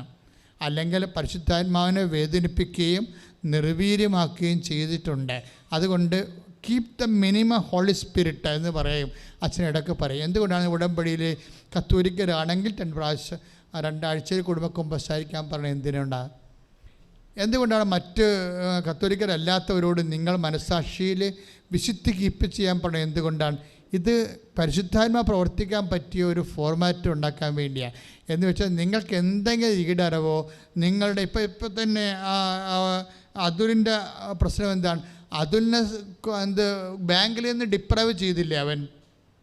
ബാങ്ക് മാനേജർ പറഞ്ഞില്ലേ, നിങ്ങൾക്ക് സിവിൽ പോയിൻറ്റ്സ് കുറവാണ്, അതുകൊണ്ട് ഇത് കിട്ടാനൊരു മാർഗ്ഗവും ഇല്ല എന്ന് പറഞ്ഞു വിട്ടില്ലേ? അപ്പോഴെന്താ അതുൽ ചെയ്യണത്? ഉടമ്പടി അപ്പം എൻ്റെ 90 ദിവസമായി, ഓണയുടെ ഉടമ്പടി 90 ദിവസമായി, അതുകൊണ്ട് ഞാൻ വന്ന് തീർത്ഥാടന ഉടമ്പടി എടുത്തെന്ന്. തീർത്ഥാടന ഉടമ്പടി എടുത്ത് കഴിഞ്ഞോടുകൂടി സിറ്റുവേഷൻസ് എല്ലാം അങ്ങോട്ട് മാറുകയും ഇപ്പം പറയണത് എനിക്ക് പരിചയമുള്ളവരും പരിചയമില്ലാത്തവരും ഒക്കെ ചുമ്മാ പണം എനിക്ക് തരാൻ തുടങ്ങിയെന്ന്. അടുപ്പക്കാരും അടുപ്പമല്ലാത്തവരും എല്ലാം കാര്യങ്ങൾ അറിഞ്ഞ് തിരക്കി വന്ന് അങ്ങനെ എനിക്ക് യൂണിവേഴ്സിറ്റി കൊടുക്കാനുള്ള ഈ കണ്ടീഷണൽ ഓഫർ ലെറ്റർ മാറ്റിയിട്ട് കറക്റ്റ് ഓഫർ ലെറ്റർ ആക്കാൻ വേണ്ടി എനിക്ക് 7.5 ലക്ഷം രൂപ വേണമായിരുന്നു. അത് പെട്ടെന്ന് എനിക്ക് അറിയാത്ത അജ്ഞാതമായ സോഴ്സിൽ നിന്നൊക്കെ എനിക്ക് മാതാവ് പണം തന്നെന്നാണ്. അതായത് നിങ്ങൾക്കറിയണം, ഇത് സുവിശേഷം എന്ന് പറയുന്നത് ഒരു പണം ഇങ്ങനെ അടിച്ചു മാറുന്ന സുവിശേഷമല്ലേ ഇത്. മറിച്ചെന്ന് പറയുന്നത് അവൻ്റെ ഒരു അവസ്ഥയിൽ വന്നപ്പോൾ ദൈവം ഹെൽപ്പ് ചെയ്ത കാര്യങ്ങൾ അവൻ പറയുകയാണ്. അല്ലാതെ നിങ്ങളത് ആവശ്യമില്ലാത്തൊരു മെക്കാനിസത്തെ പ്രതീക്ഷിക്കരുത്.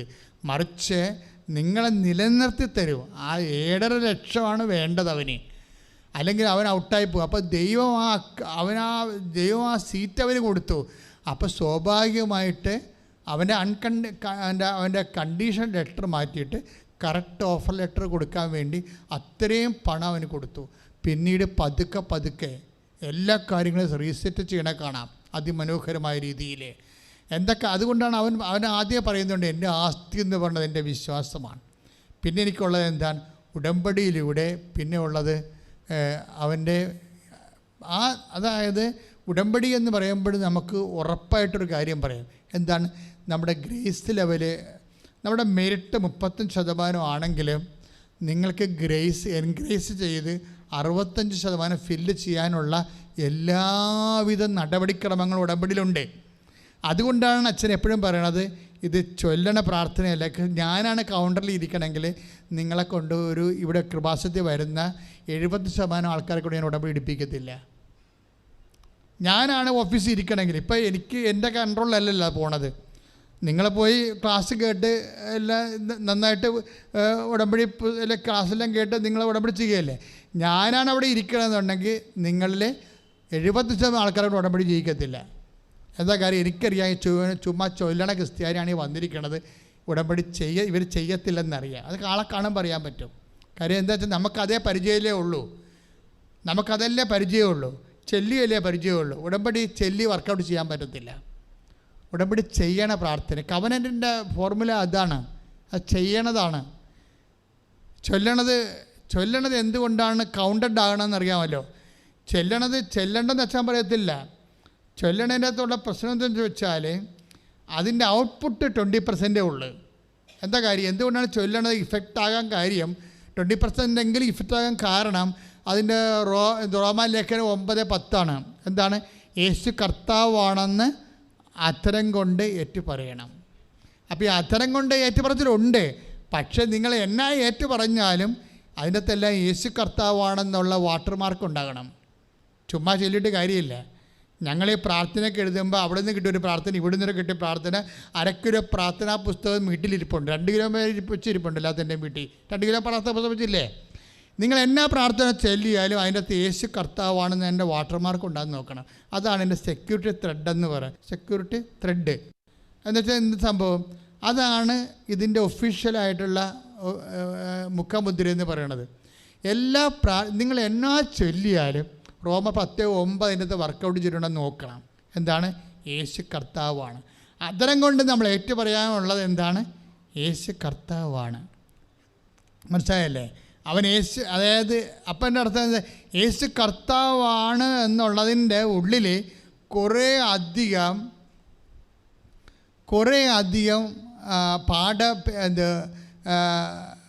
തർജ്ജിമകളുണ്ട്. ഇതെല്ലാം അതായത് ആത്മാവിൻ്റെ തർജ്ജിമകൾ. ഒരു വചനം കേൾക്കുമ്പോൾ ആത്മാവ് തർജ്ജിമ ചെയ്യണം. ഉടനെ വചനം നമ്മൾ കേൾക്കുമ്പോൾ അതിൻ്റെ അകത്ത് ആത്മതർജ്ജിമ നൽകണം. ഉടനെ വരണം, ഉടനെ ഓട്ടോമാറ്റിക്കായിട്ട് വരണം. ഇപ്പോഴും യേശു കർത്താവാണ്, ഉടനെ അത് ആ വചനം കേൾക്കുമ്പോൾ ഉടനെ ആത്മാവ് തർജ്ജിമ ചെയ്യും. ബാങ്ക് മാനേജറല്ല കർത്താവെന്ന്. അതാണ് സാധനം, അതാണ് തർജ്ജിമ എന്ന് പറയുന്നത്. ഇത് നിൻ്റെ ജീവിതമായിട്ട് ബന്ധപ്പെട്ടിരിക്കുകയാണ്. ഇപ്പോഴേ ഖത്തറിലെ ഡോക്ടർമാർ എബിയോട് പറഞ്ഞു ഡെഡ് ബോഡിയാണ്, ഇനി ഒന്നും ചെയ്യാനില്ലെന്ന് പറയും അല്ലേ? ഒന്നും ചെയ്യാനില്ല എന്ന് പറയും. അപ്പോൾ അങ്ങനെ ആ ബോധമില്ല, സ്വന്തം പേര് പോലും മറന്ന മനുഷ്യൻ്റെ ഉള്ളിൽ തെളിഞ്ഞു നിൽക്കണ ഒരു രൂപമുണ്ട്. ആ ബോധം പോയി സ്വന്തം പേര് പോലും മറന്നു പോയ ആളിന് ബോധം വന്നപ്പോൾ വൈഫ് ഈ കൃപാസനം മാതാവിൻ്റെ രൂപം കാണിച്ചു കൊടുക്കും. ഈ മാതാവിൻ്റെക്ക് എന്നാണ് ഉടമ്പടി ചെയ്തിരിക്കണമെന്ന് പറയുമ്പോഴാണ് ഈ മനുഷ്യൻ കരയണ പോലെയാകും. എന്താണ്? എനിക്ക് ബോധമില്ല, എൻ്റെ ഓർമ്മയെല്ലാം പോയ സമയത്ത് എൻ്റെ ഹൃദയത്തിൽ തെളിഞ്ഞത് ഞാൻ ഒരിക്കലും ഈ ജന്മത്തെ കാണാത്ത ഈ മാതാവിൻ്റെ രൂപമാണല്ലോ എന്ന് കൈയിടിച്ച് കിടത്താൻ UK അയച്ചു കൊടുത്തപ്പോൾ കമ്പ്യൂട്ടർ പിന്നെ കാണിക്കുന്നത് എന്താണ്? വിസ പ്രോസസ്സിൻ്റെ 54% വിസ വരത്തില്ല. വിസ വരണമെന്നുണ്ടെങ്കിൽ അത് പിന്നീട് 70 പിന്നെ 80 100 പോയിൻ്റ് ആകുമ്പോൾ മാത്രമേ വിസ ഇഷ്യൂ ചെയ്യത്തുള്ളൂ. ഇവനെന്ത് ചെയ്യും? 100 പോയിൻ്റ് ആകാൻ വേണ്ടി എന്താ ചെയ്യണം? ഈ ഉടമ്പടി അച്ഛൻ എപ്പോഴും പറയും അത് ചൊല്ലണ പ്രാർത്ഥന അല്ല എന്ന് പറയുന്നതിൻ്റെ കാര്യം എന്താ? ചൊല്ലണ പ്രാർത്ഥനയ്ക്ക് 20% ഔട്ട്പുട്ടാണ് ഉള്ളത്. ബാക്കി 80% എളിമയോട് ചെയ്യണതാണ്. എളിമയോടെ ചെയ്യണ പ്രാർത്ഥനകളാണ്. ഇപ്പോൾ കഴിഞ്ഞ ദിവസങ്ങളിലെ രാഹുൽ ഒറ്റപ്പാലത്തിൻ്റെ ഒരു സാക്ഷ്യമുണ്ട്. രാഹുൽ ഹോട്ടൽ മാനേജ്മെൻറ്റിൽ അതിൻ്റെ പ്രൊഫഷണൽ ഡിഗ്രി എടുത്ത ആളാണ്. രാഹുൽ അവനെ ഇതുപോലെ തന്നെ ഇവിടുന്ന് ചേഞ്ച് ചെയ്ത് പോകണം. അതിനുള്ള ആസ്തി ഭദ്രതകളൊന്നും ഇല്ല ആളിന്. അച്ഛൻ്റെ ഉടമ്പടി ഭാഷ പറഞ്ഞ് മെറിറ്റില്ല. എൻ്റെ പ്രോസസ്സിങ്ങിനെക്കുറിച്ച് ഒക്കെ എങ്ങനെ പരിചയപ്പെട്ടും പറഞ്ഞും കേട്ടൊക്കെ വരണേ ഉള്ളൂ. ആൾ ഇൻ്റർവ്യൂവിന് പോയി, ആപ്ലിക്കേഷൻ കൊടുത്ത് ഇൻ്റർവ്യൂവിനൊക്കെ പോയി ഒക്കെ നിൽക്കുകയാണ്. പക്ഷേ ഇയാൾ ഒറ്റപ്പാലത്തുകാരനാണെങ്കിലും വർക്ക് ചെയ്യണത് ആലപ്പുഴയാണ്. ആലപ്പുഴ ഒരു ഹോട്ടലിൽ വർക്ക് ചെയ്യാൻ. ഹോട്ടൽ വർക്ക് ചെയ്തപ്പോൾ പുള്ളി പൂങ്കാവ്, ആലപ്പുഴ ഒരു പള്ളിയുണ്ടല്ലോ പൂങ്കാവ് പള്ളി ചെല്ലുമ്പോൾ അവിടെ കുറച്ച് പത്രം, ആരാണ് ക്രിസ്ത്യാനിയൊക്കെ കൊണ്ടുപോയതായിരിക്കും, പത്രം അവിടെ മേശപ്പുറത്തിരിപ്പുണ്ട് അവിടെ. അപ്പോൾ രാഹുലിന് എന്തോ പന്തികേട് തോന്നി. ആരാണ്ട് ഉടമ്പടി ഉടായ്പ പറ്റിപ്പുകാർ പത്രം മേടിച്ചു കൊണ്ട് പള്ളിക്കൊണ്ട് ഡംപ് ചെയ്തിരിക്കുകയാണ്, കൊടുത്തിട്ടില്ല. അവനെയൊക്കെ എല്ലാം ഈ അതായത് നിങ്ങൾക്കറിയാമല്ലോ, നിങ്ങളെ ദൈവത്തിന് ഇത് ഉടമ്പടി ചെയ്ത് പണി മേടിക്കാതിരിക്കണം നല്ലത്. കാര്യം ഇത് ചെയ്യണ പ്രാർത്ഥനയാണ്. മറക്കരുത്. നാട്ടിൽ ചെല്ലുമ്പോൾ അയ്യോ ഞാൻ പള്ളിയിൽ പത്രം കൊണ്ടുപോയി കഴിഞ്ഞാൽ അവിടെ എന്നെ കണ്ട എൻ്റെ കൂട്ടുകാരെന്ത് പറയും, എൻ്റെ നാട്ടുകാരെന്ത് പറയുന്നതൊക്കെ വിചാരിച്ചുകൊണ്ട് ഈ സാരിയിടത്ത് മടക്കി ക്രമേണ ആരെയും കാണിക്കാതെ വെച്ചിട്ട് അവിടെ നിന്ന് ഓടിക്കളയും. ഇത് മര്യാദയ്ക്ക് യേശു കർത്താവാണെന്ന് അധരം കൊണ്ട് ഏറ്റുപറഞ്ഞ് അവനെപ്പോലെ എളിമപ്പെട്ട് എന്ത് വില കൊടുത്തു അവനെ മറ്റു മക്കൾക്ക് എത്തിക്കണം, മറ്റു ജനങ്ങളിലേക്ക് എത്തണം. ഞാൻ കാരണം 10 മനുഷ്യർ ദൈവത്തെ അറിയണം, കർത്താവിൻ്റെ പീഡാനുഭവത്തെ അറിഞ്ഞ് അവനും ഈശോനെ വിശ്വസിക്കണം, അവരും രക്ഷ പ്രാപിക്കണം എന്നൊക്കെ ഒരു